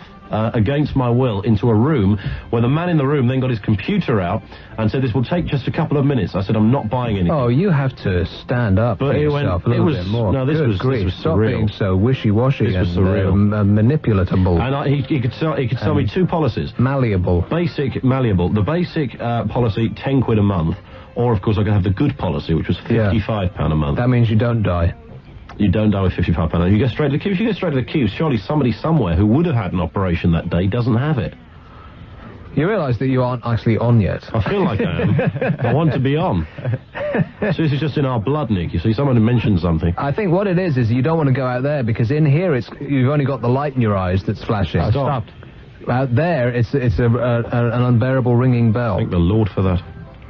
So does the fact that the alarm has now stopped means that the fire has engulfed the controls for the alarm, or that the alert is over? Which? You're lacking in vitamin E, by the way. Really? Yeah. That's because I expel so much of it. Are you going to press it or not? Yeah. I think on that point we should leave. Anoraks. Email Nick now. Abbot at talk-radio.co.uk. So So we just had the actual fire brigade in here. They were kind of like strolling around looking, casual as they do. It was like being in a Village People video. Of course, they'll like that. Just what they want to be reminded of. So it seems that the fire brigade is here and everything is completely screwed up. Why are we hearing this music? Oh, I like it. But not with the other music at the same time. But it's not at the same time. Seriously, you and Kev need to have a little... you need to be taken away and given like a little seminar. What's this? The only one of these ones that I like. Yo, yo, yo, yo! Get the firemen back here and we'll have them do a little dance. That'll be great. Let's hope they've left the building. We're so sorry to have, wasted your time. It was Miff smoking in the toilets again. No. Or perhaps it was, a release of gas in the same vicinity. Here's one and I completely forgot again. If you let me finish the show without doing this married thing again, I'm going to kill you. You got to do it before the end of the show. All right, well, remind me. I will. Here's one in Wolverhampton. Hello. Hello. Yes. You all right, mate? I'm all right. Yeah, I just want to talk about the new film, Lock, Stock and Two Barrels. No, Two Smoking Barrels, actually. Yeah. Yeah, it's really good. Is it? Yeah. I've heard good reports about it, yeah. Yeah, it's really good. Vinnie Jones is just like a natural, do you know what I mean? That's what I heard. Yeah, he was. He was like, as if he'd done films before, he's like Bob Hoskins, like. Great. Yeah, but I'd tell anyone to go and see it, because he's like probably the best film this summer. I mean, the Avengers and all that, just a waste of time, do you know what I mean? That's what I heard, yeah. Yeah, pathetic, man. Okay, well, listen, thanks for thanks for passing that information on. Here's one in Swansea. Hello. Swansea. Hello. Bob. Hi. Just want to finish on something a bit lighter, that's all. I was on holiday with my parents, 1974, 11 years old, yeah? Yeah. I heard Edinburgh mentioned a few times tonight. We managed to go up to the castle, get a few photographs around the cannons and things like that, and as you're walking, there's a long sweeping road that comes down the side of the castle that leads right down by the river. Yeah. No? Right on. Yeah. And as we're strolling down, I'm an 11-year-old boy, I got my brother, who's about 13, who's always doing my head in. And next thing, this egg just hits me on the side of the head, just from nowhere. I was just wondering if there's somebody out there laughing their heads off, actually remembering doing that. This was what year? This is 1974. You have been carrying that around with you all this time, and you want to end the show on that? I mean, seriously, nice guy. But please, let's go screenless just for a second and see what happens. Here's, I chase after them and they all go. Yes, line one. Stephen Kernahan. What? In Belfast. What? Stephen Kernahan. In Belfast. Okay. Right, I've just sent to your friend there. I've just watched one of the most insensitive and offensive programs I've ever seen on British television. Really? What was that? Vanessa's Fat? No, it wasn't actually. It was Channel 4, Chris Hitchens, about Princess Diana. Oh, like I want to get into a discussion about Princess Diana with 1.5 minutes of the show to go. Please, call the next show. He'd love to hear from you. Here's line two. Hello? Hello, you're on the air. No, I think I lost him myself. Yes, line three. Hello? Yes, hello. I called a little while ago, but I don't know what happened. I think it got cut off or something. Oh, really? What a dreadful shame. Here's another one. Hello? No!